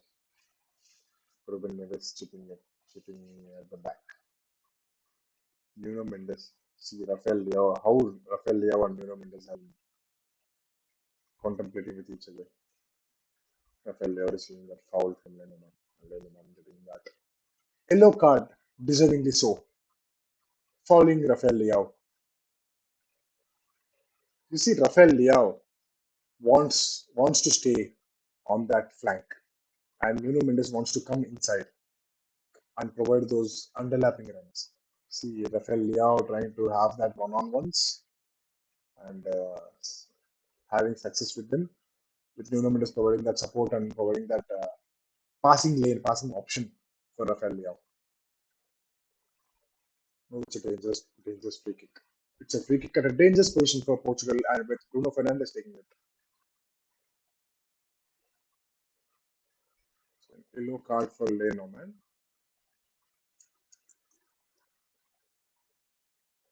Bruno Fernandes goes for the goal, and Unai Simon is up for it. Unai Simon is up for it and puts the ball away, and the ball went out for a goal kick. So it's a stoppage time of just 2 minutes. As I said, it should not be of much time. So it's just of 2 minutes.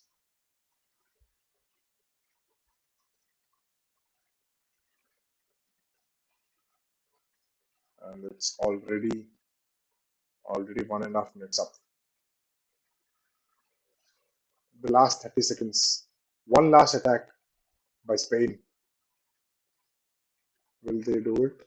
Or they just went back to their defenders? It's the last 10 seconds of the normal time.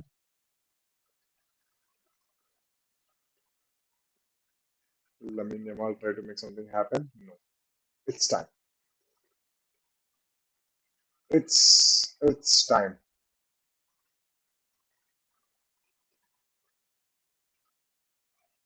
And it's 2-2 at the end of the 90 minutes. It's Portugal 2, Spain 2 at the end of the 90 minutes. And there is nothing to separate both the teams in the finals of the Nations League. Pau Kubarsi is there, and Lamine Yamal is having a chat with him. So it's going to be an extra 30 minutes of the game. Oh, What would the players be thinking? What would the players be feeling? They are so tired, so fatigued after all those games, the whole season long, and two more games in the semi-finals and the finals of the Nations League, and still playing the game not deciding by the end of the 90 minutes and going into that extra time. They would be feeling that. They would be feeling that in their legs, definitely. But Cristiano Ronaldo is out for Portugal for the extra time.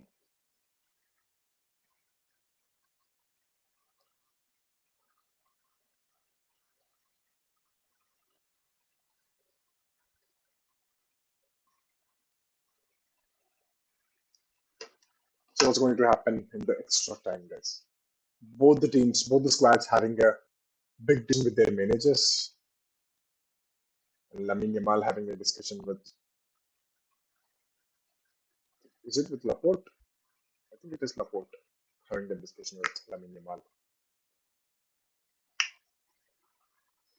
Lamine Yamal has to up his game if Spain wants to win this. Diego Costa is a very good shot stopper when it comes to penalties. Even Unai Simon is not way off from that, being the one of the best shot stoppers. So if it goes to penalties, it's. But with the experience of Portugal, I think if it goes to penalties, it would be favor for Portugal.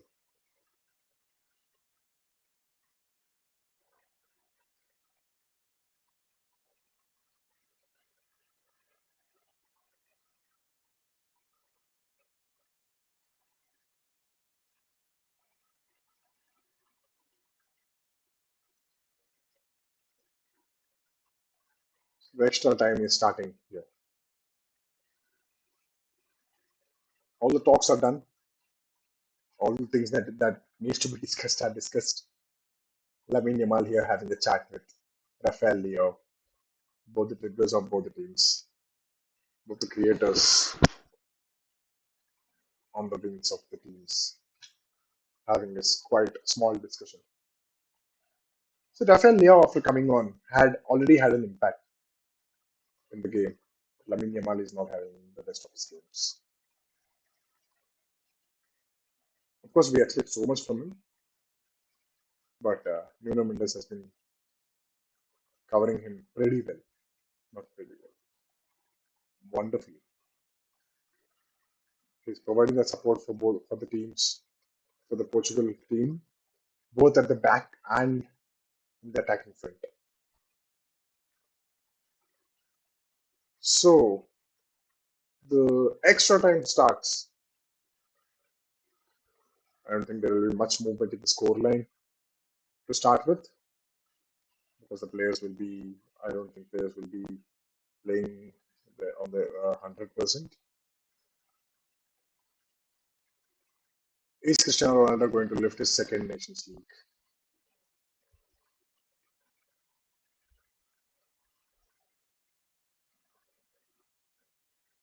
It's 30 more minutes of football.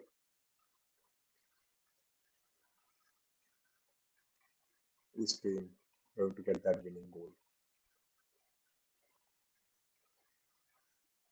Lamine Yamal, Cristiano Ronaldo being the talking point of the game. But right now, Cristiano Ronaldo is winning it, scoring a goal, and Lamine Yamal scoring none.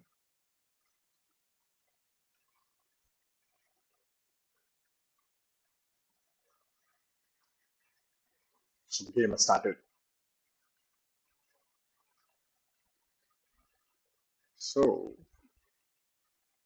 the fans can watch. The fans can watch it however long they want. The fans can watch it how many matches they want, because they want entertainment, and football provides them entertainment, and they can go on watching any number of games that players play, that UEFA or FIFA conducts. but it is the players who will feel that in their legs, who will feel that fatigue, or who will feel that restlessness in them, playing all these heavy amount of games.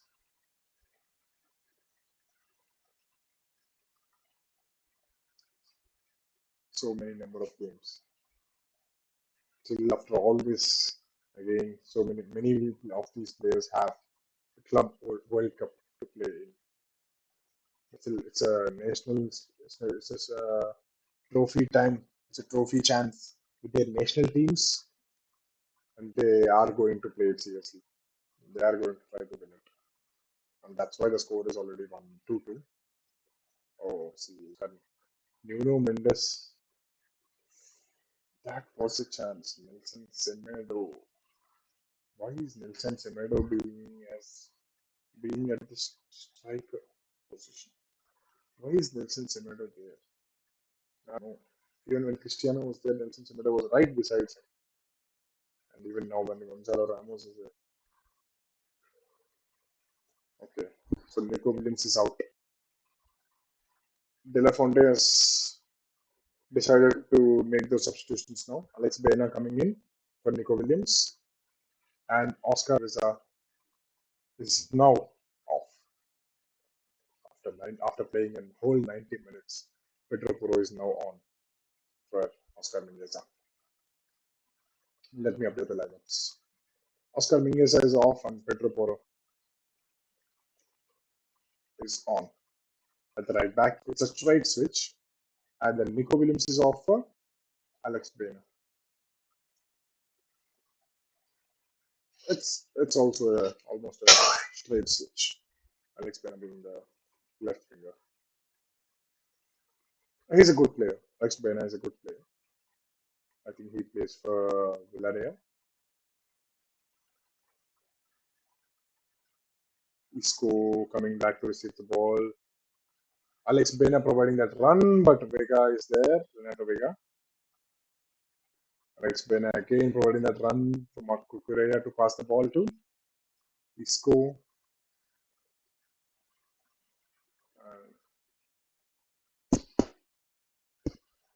He wins the ball.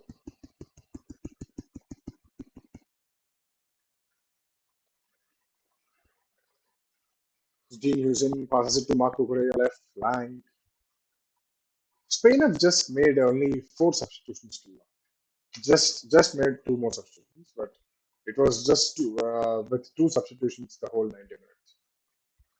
Did De La Fonte think it was sufficient?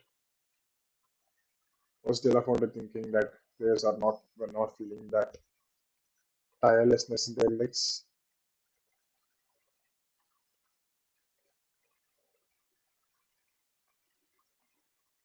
Nuno Mendes is currently behind Lamine Yamal in touching distance to Lamine Yamal, and Nuno Mendes is doing a tremendous job. Uh,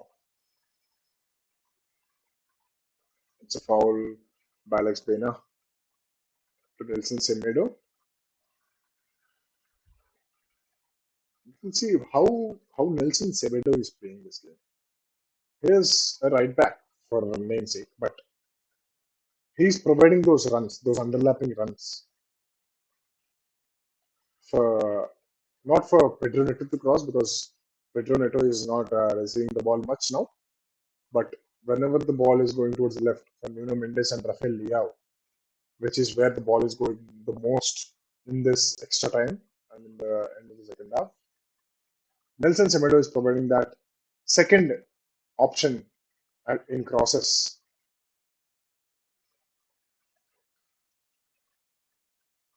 Just behind Gonzalo Ramos and Nelson Semedo being that man available to score a goal for Portugal.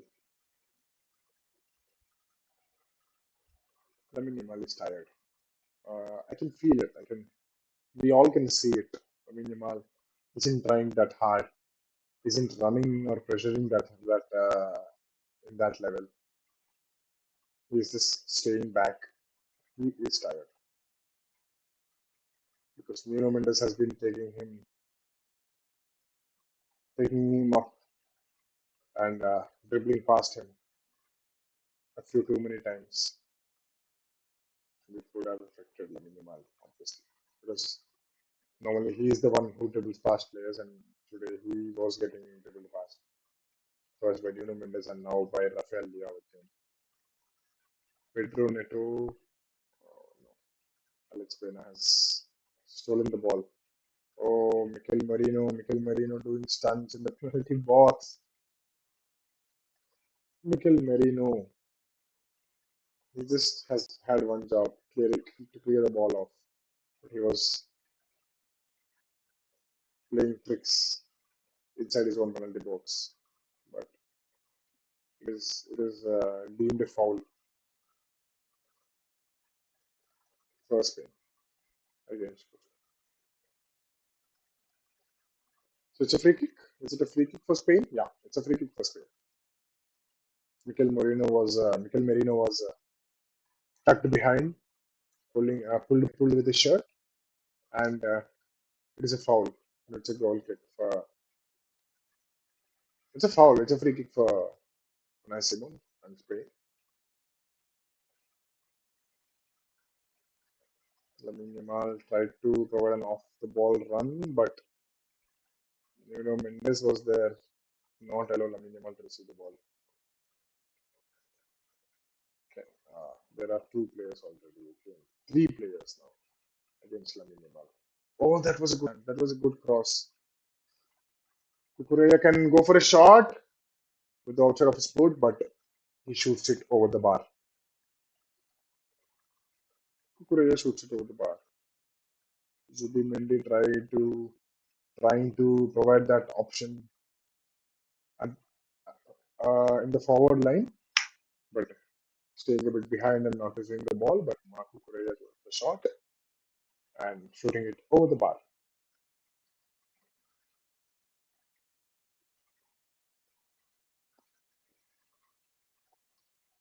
So it's a goal kick for Portugal, which was taken by Diego Costa.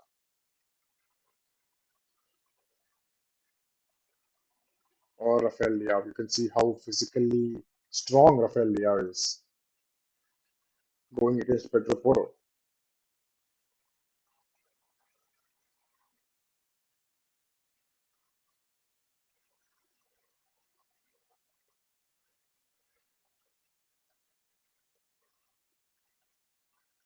How so? Vega, Ruben Diaz, and who's that? Who's that? Inacio? Okay.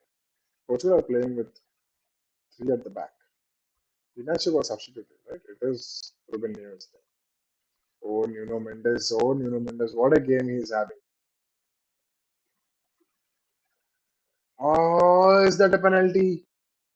Referee says no. Referee says no, it's not a penalty. Oh, there's a fight happening. There's a big fight happening. Alex Bena just pushed Nuno Mendes to the ground, and Portugal players are quarreling against the Spanish ones. Alex Bena pushing Nuno Mendes, getting that harsh treatment from Portugal.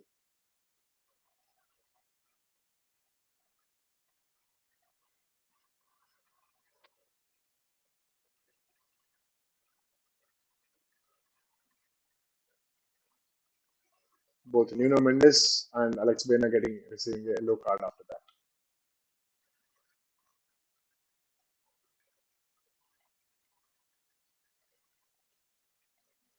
Nuno Mendes was asking for a penalty there,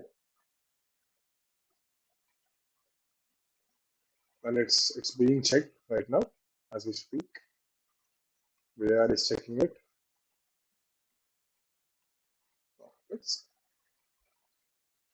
Nuno Mendes has just stepped over Alex Pena, but I don't think it's a penalty giving foul because Nuno Mendes has just dived over. Alex Pena has just tried to stop the ball, intercept the ball, and Nuno Mendes has just stepped a bit, just a slight step over over him, over Spena's foot.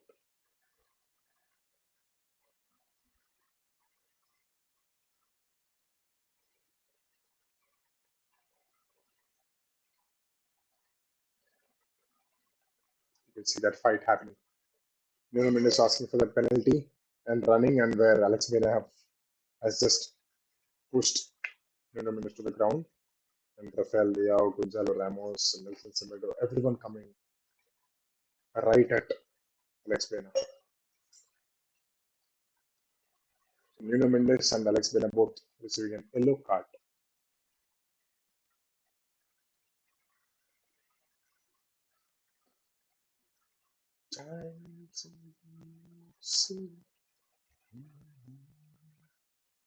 Okay, Rafael Leao, what a bling.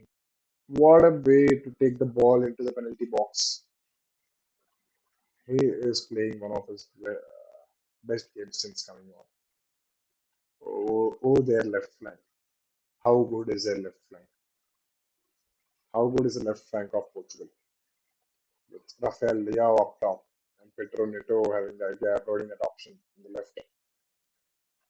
Again, Joao Felix is also there still with Nuno Mendes further at the back.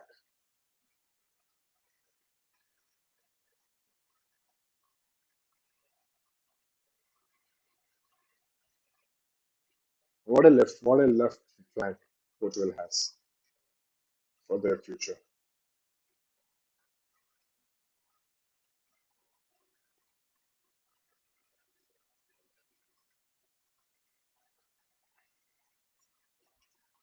Portugal taking the corner shot. Oh, Rafael Leao is placing the pass, and Lamine Yamal receiving the ball. Tried to provide for the run of his score, but Lamine Yamal wasn't able to provide. Lamine Yamal tackling Rafael Leao, but he's he's trying to convince the referee that he went for the ball. He touched the ball, but the referee has deemed it as a foul. So it was ball. Lamine Yamal went for the ball. Lamine Yamal has got a touch on the ball, but Rafael Leao just stormed over Lamine Yamal a bit, and he just fell over. So it is given a foul by the referee for Lamine Yamal.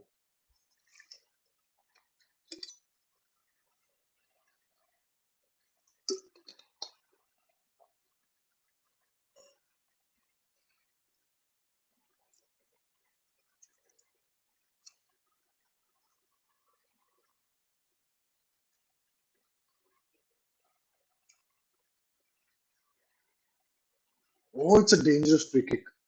It's a dangerous free kick by Portugal, and there was no one to defend.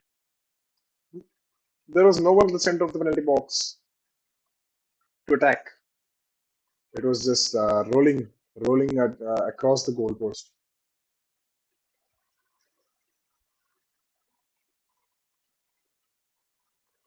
Nuno Mendes has received an yellow card, and Alex Baena has also received an yellow card.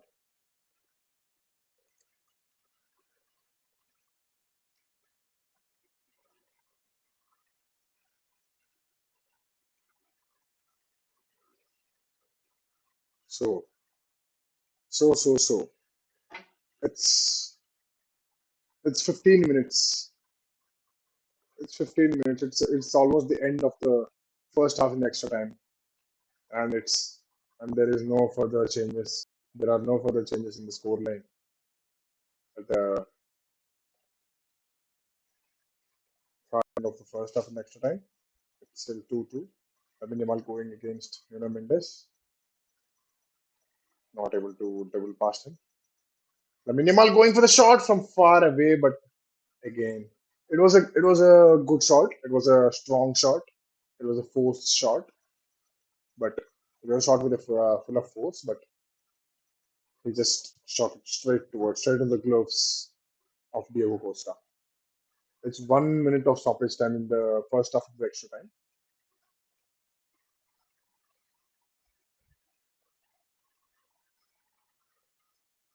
And it's already It's already 30 seconds past the time.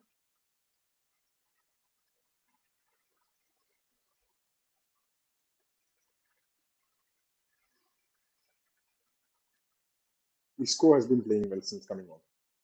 He has been all over the field trying to connect the game. Bruno Fernandes, Rafael Leao. What a player Rafael Leao is. Barcelona is linked with it, linked with him. Okay, so it's time. So it's the end of the first half in extra time, and it's still Portugal 2, Spain 2.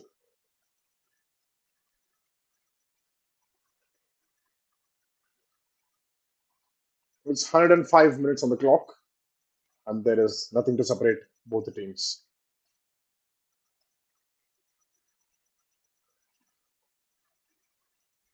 What a player Rafael Leao has been since coming on. Because obviously he is linked with so many teams, and he is also linked with Barcelona.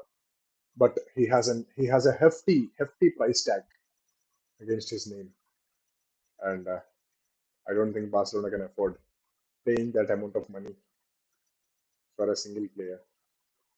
Of course, he would be a very good player if he comes and plays for Barcelona, but that price tag that he has set by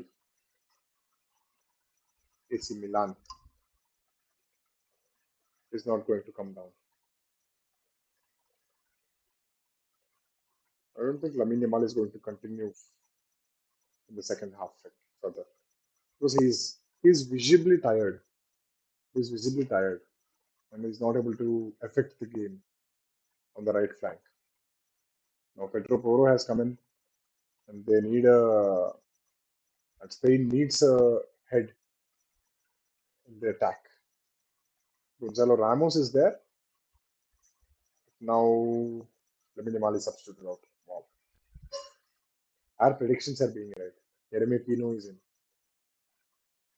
Jeremy Pino is in, and Lamine Yamal is out.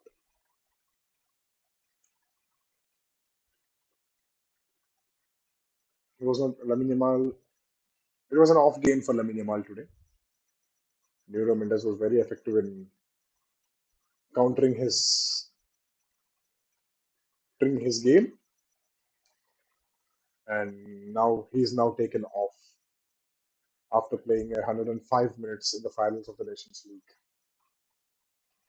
Lamine Yamal is now taken off. Diogo Jota. Diogo Jota is coming in for Portugal. Who is he replacing? Who will he be replacing? The number 20, Pedro Neto. Pedro Neto is now taken off.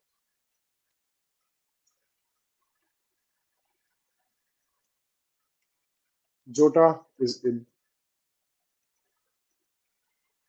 for Pedro Neto.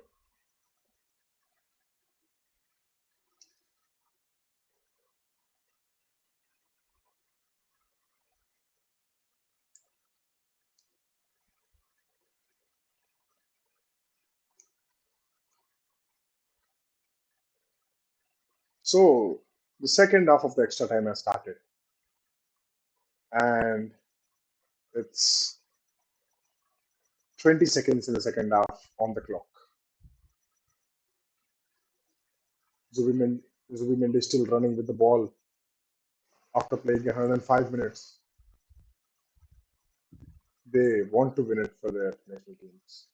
Both of the teams and their players. They want them to win that trophy. I think this is not going anywhere. I think I don't think there will be any further changes. See, I've said the same thing before the start of the first half in the extra time, and I'm saying the same thing again at the start of the second half. Oh, Alex Baena has the ball. No, Marco Corella has tried to cross it, but Nelson Semedo was readily available to block the cross. And the ball is back to Dean Huijsen. Dean Huijsen and Len Oman have been constant on their Spain's backline this whole game. And with Marquinhos on their left, providing that width for Spain to maintain that their positions and spread the field all over the ground. Isco trying to physically shrug off Diego Jota.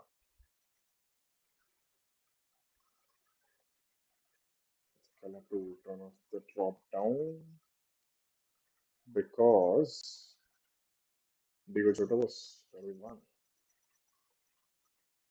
The ball is with Rafael Leao now. No, it was Eremi Pino coming back to defend and conceding a throw for Portugal. Uh, it's 2:15 Indian time, guys, and we are still sitting here watching the second half of the extra time for Portugal against Spain. Oh, Pedro Porro trying to catch Diego Costa off his line and failed to do so. That was an audacious attempt from Pedro Porro. He felt that Diego Costa was off his line and tried to ding him and catch him off his line. But Diego Costa got it covered, but still, Pedro Porro hit it over the top of the bar.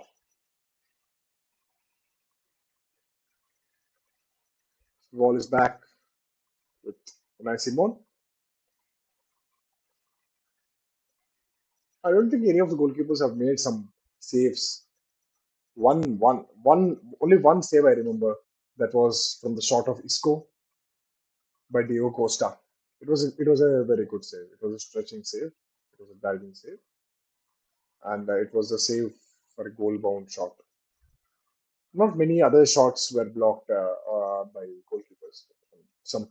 Two shots were some two shots by Lamine Yamal were straight into the gloves of Diego Costa, and not many more shots. Even Unai Simon hasn't made so many shots. Oh, that was a good ball into Oyarzabal. Pedro Porro is free on the right flank. Nuno Mendes has left him free, but Ruben Diaz is there. Pedro Porro has substituted Rafael Leao. It's going to be an yellow card. It's going to be an yellow card for Pedro Porro. It is an yellow card. It is an yellow card for Pedro Porro. Pedro Porro has just fouled has just made a tactical foul on Rafael Leao, where Rafael Leao was just running behind him. Rafael Leao is still smiling when he was fouling off.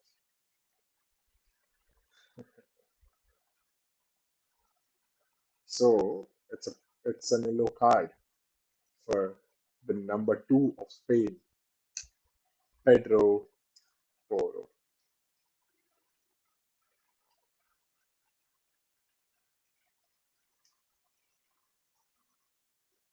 Roberto Martinez encouraging Rafael Leao to affect the game further. And now Spain are making another change with Oyarzabal going off. I think is Oyarzabal going off? Yeah, Oyarzabal has just went off, substituted off for Morata. Oh, the captain, the official captain of Spain. Morata is in, guys. Morata, who was one of the most crucial parts, was one of the most crucial cogs in Spain's national team in those Euros last year where they won the trophy. Hasn't played much in this Nations League because he hasn't played much in this season, and he's just substituted him for Oyarzabal in the second half of the extra time. See, Danny Olmo isn't substituted him today. Danny Olmo being one of the most crucial players after that Petri's injury in those Euros, scoring five goals and leading them to win the trophy, isn't substituted today. You can see how the times and the games changes change within a year, within few games. Danny Olmo suffering from injuries throughout the season, but still, whenever coming on, playing a good game. But he's not playing in the finals of the Nations League for his national team. So it was a good cross. It is a very good cross for Jeremy Pino to attack, but he just headed it out under pressure by Nuno Mendes. I think it was Alex Baena who had crossed it for Jeremy Pino, but he wasn't able to head it inside, head it towards the goal post. It's a foul again against Rafael Leao. Rafael Leao has been causing havoc since he came on, and Nuno Mendes not having those attacking duties now. He's just staying back, and he's solid at staying. With Rafael Leao taking all the duties of attacking on the left flank, dribbling, dribbling, and making sure things happen on that left flank. Mikel Moreno losing the ball against Vitinha. Good throw. Good throw. What a throw it was. Long throw by Simon towards Marco Correa. The ball is now with Mikel Merino. He's just passed it to Martin Zubimendi. Alex Bina trying to make something happen, but failing to do so.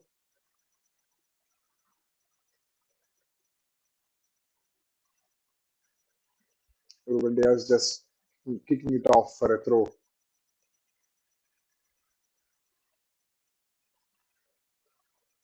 Oh, I'm sleepy. I'm sleepy right now because it's already 3 o'clock, almost 3 o'clock in India when we're sitting here doing the live stream with you guys. Immediately after the game ends, I think it is going for the penalties. And immediately after the game ends, I'm going to sleep, guys. I'm going to stop the stream immediately after the end of the game, and then I'm going to sleep. It's already 3 o'clock here, but for the law of the game, we are watching the finals of the Nations League.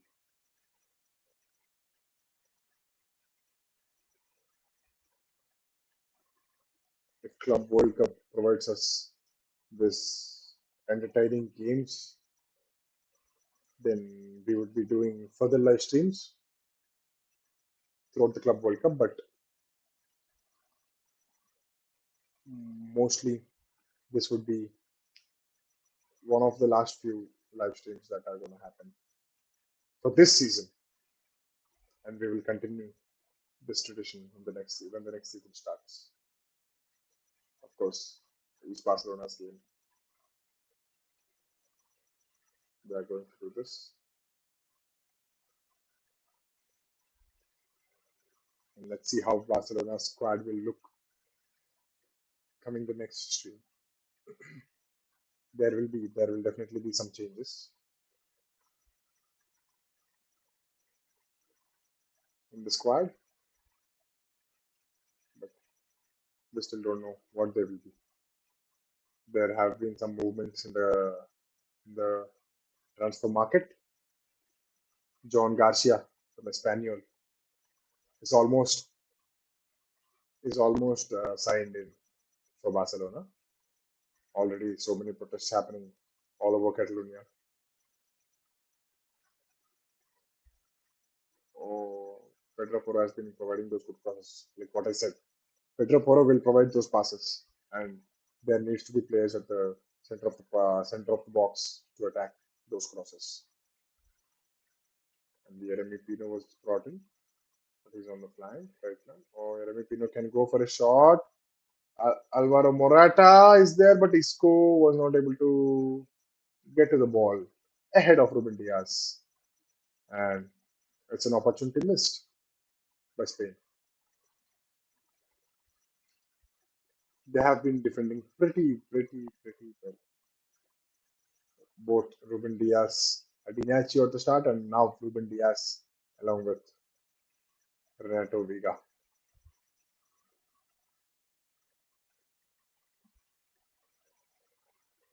Nelson Semedo has been very solid since coming on. He has done the same in that semi-finals, and he's doing the same again in these finals.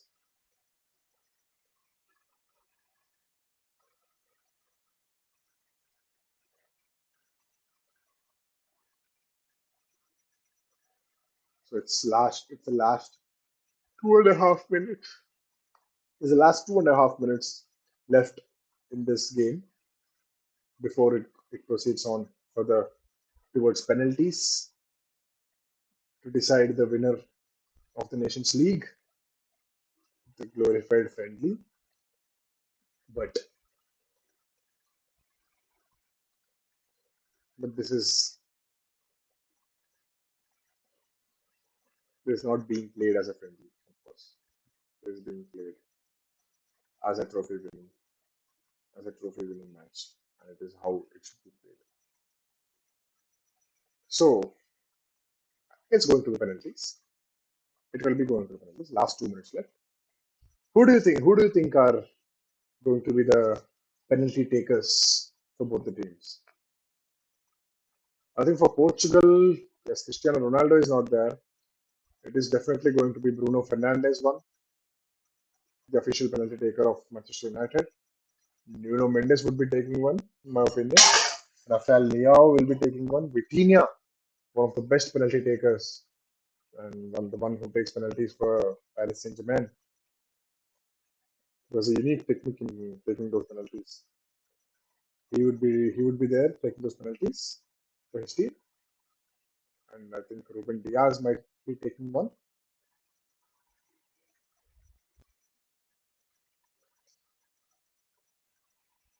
So in my opinion, it would be Bruno Fernandes, Rafael Leao, Diogo Jota,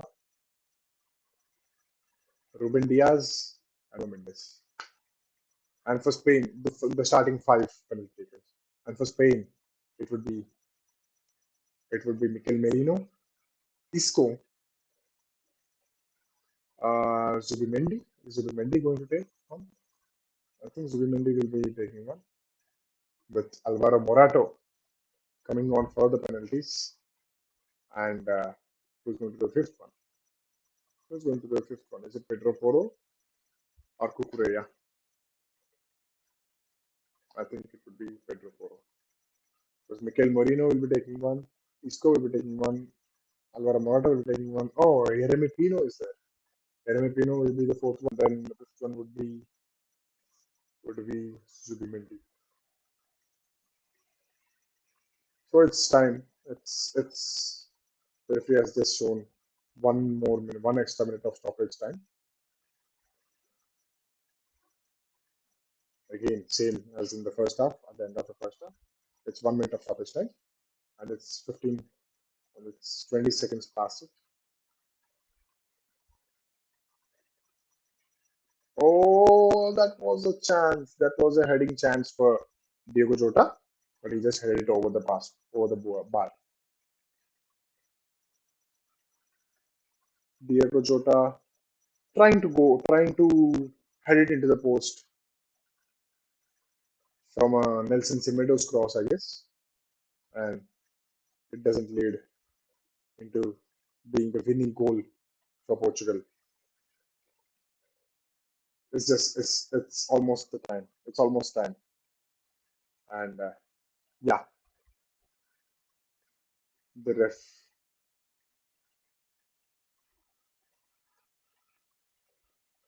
ref has just has just whistled, and the match has ended, and it's now heading into the penalties.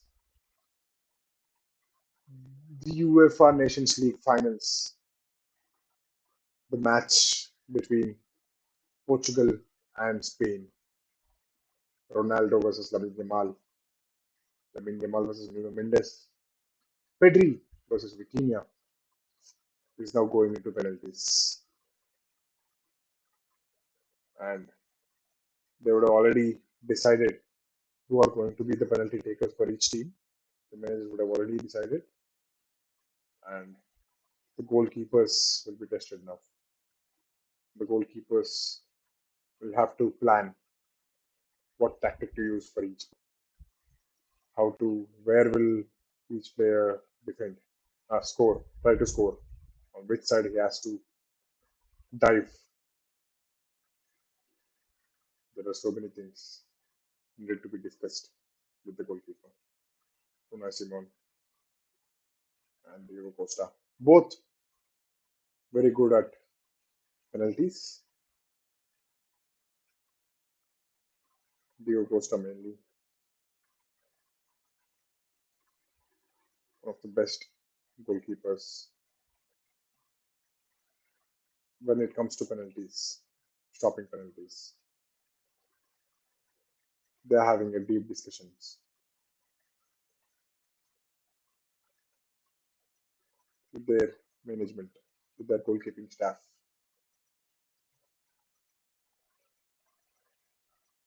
Joao Felix still being on the just being on the sideline, not impacting on the game.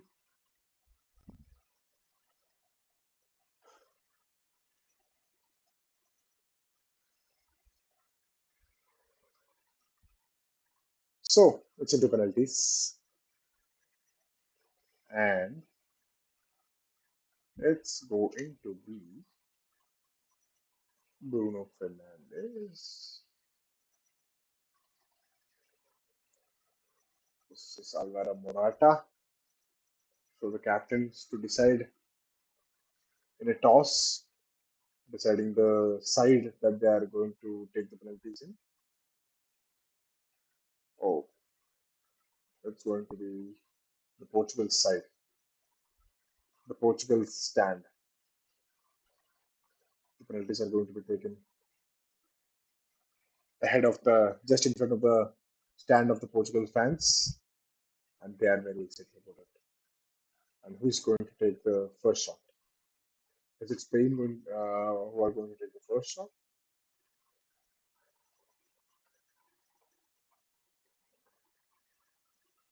Unai Simon is still having discussions with his goalkeeping manager,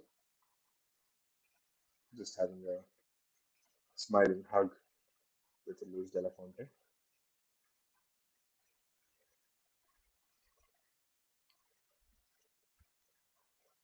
Referee. Okay, it's Portugal. It's Portugal, and it's Bruno Fernandes taking that first shot. And referee having one final talks with both the goalkeepers, and he will now have a final talk with the penalty taker. I think it's Gonzalo Ramos taking the first one. Or something with Fernandes, sorry. The number 9 looked as if it was number 8. But it is number 9. Gonzalo Ramos going to take that first penalty for Portugal. And it's Unai Simon who needs to defend and stop the ball from rolling in. Which side is he going to go? Gonzalo Ramos will go towards his left.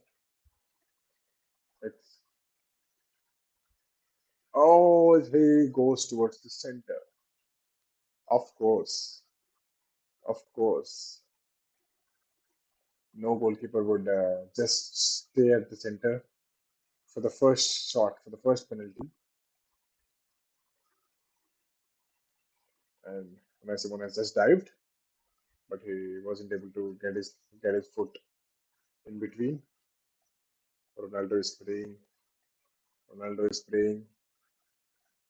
And he's not able to look. He's not able to look at the penalties. He's very nervous. He's too nervous.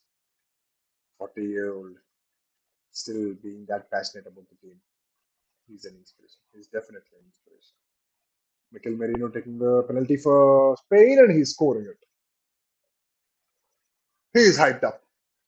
Mikel Merino taking that first penalty for Spain. And he's jubilant.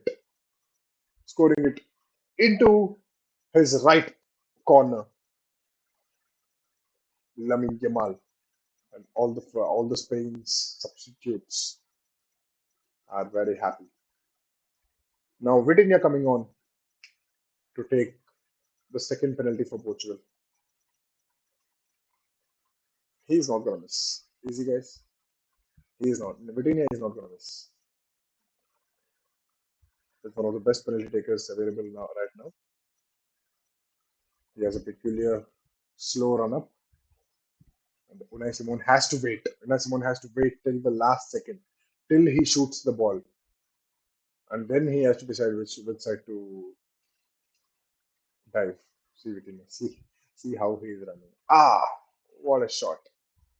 Just right into the side netting. Right into the left, right into his left corner. Excellent shot. Excellent penalty by Vitinha. Even two goalkeepers can't reach it that accurate into the corner. And it's Portugal 2, Spain 1. With Spain and Alex Baena taking that second penalty for Spain. Alex Baena is taking the second penalty. Which side is Alex Baena going to go? He goes towards his right. He goes towards the left of the goal, Diego Costa, and he scores it. He buries it. Alex Baena buries the penalty. And it's 2-2 again.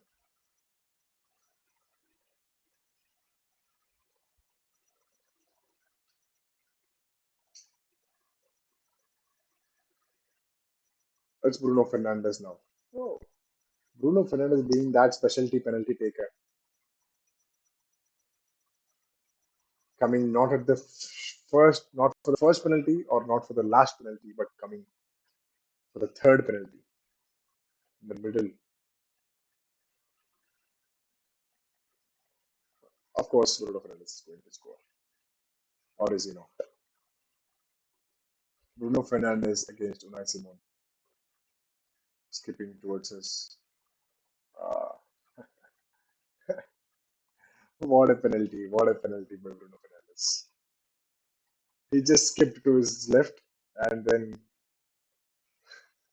jogged a few times, went for the shot, looked at the goalkeeper, didn't look at the ball, looked at the goalkeeper diving towards his left, just giving a smirk, at Unai Simon and shooting the ball towards the left corner. What a penalty it is. What a penalty it was.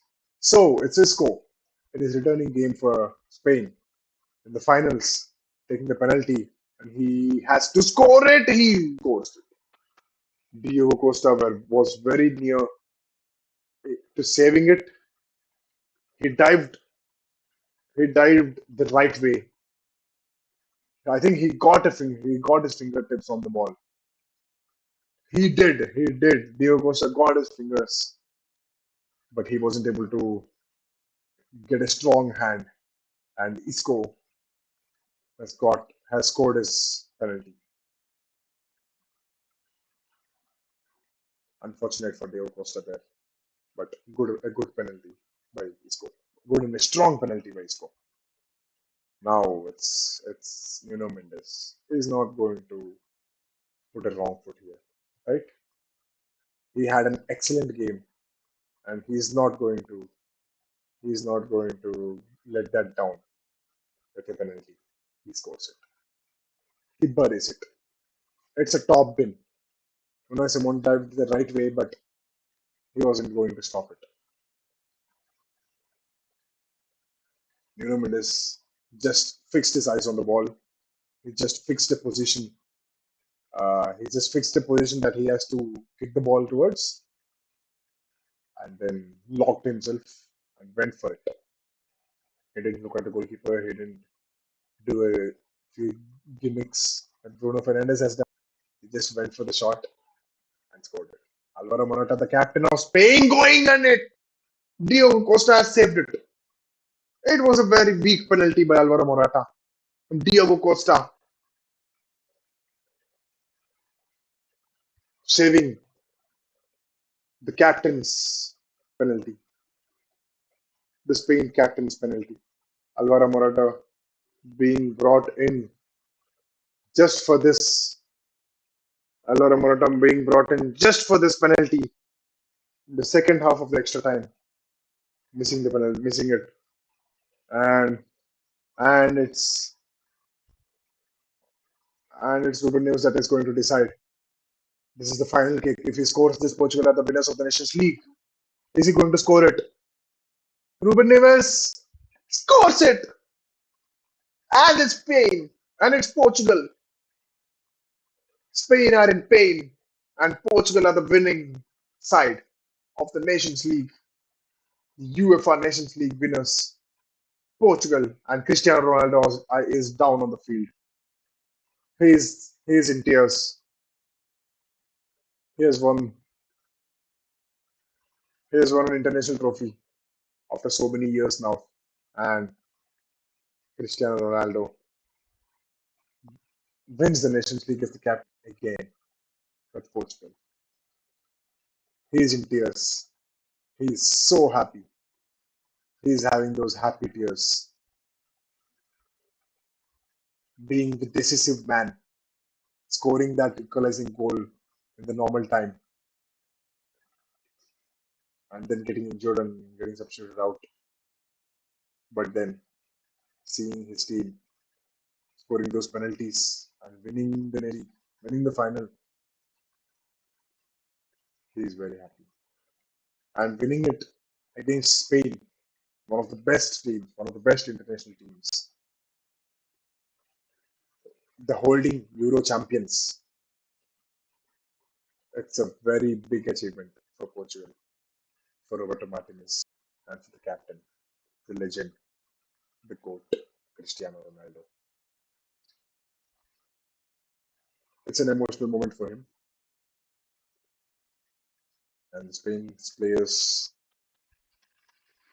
are devastated because of this. But it's Cristiano Ronaldo's time. It's Portugal's time. It's Diogo Costa's time, who has saved that penalty kick of Alvaro Morata. So it's Portugal who are the champions of the UEFA Nations League. The players are dancing on the field with their fans. Lamine Yamal going against Ronaldo and Messi consecutively. First with Ronaldo has lost against him. Ronaldo scoring a goal and Lamine Yamal not providing a goal input. And next he will go against Messi if time favors. He's going to go against Messi in the Finalissima that is going to happen next year in 2026.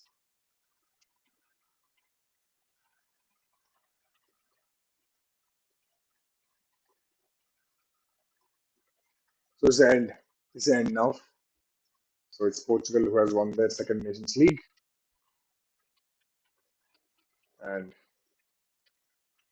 that's the end of the show right there. Thank you for tuning in with GameSense with Dhimu. Thank you for enjoying the game alongside me.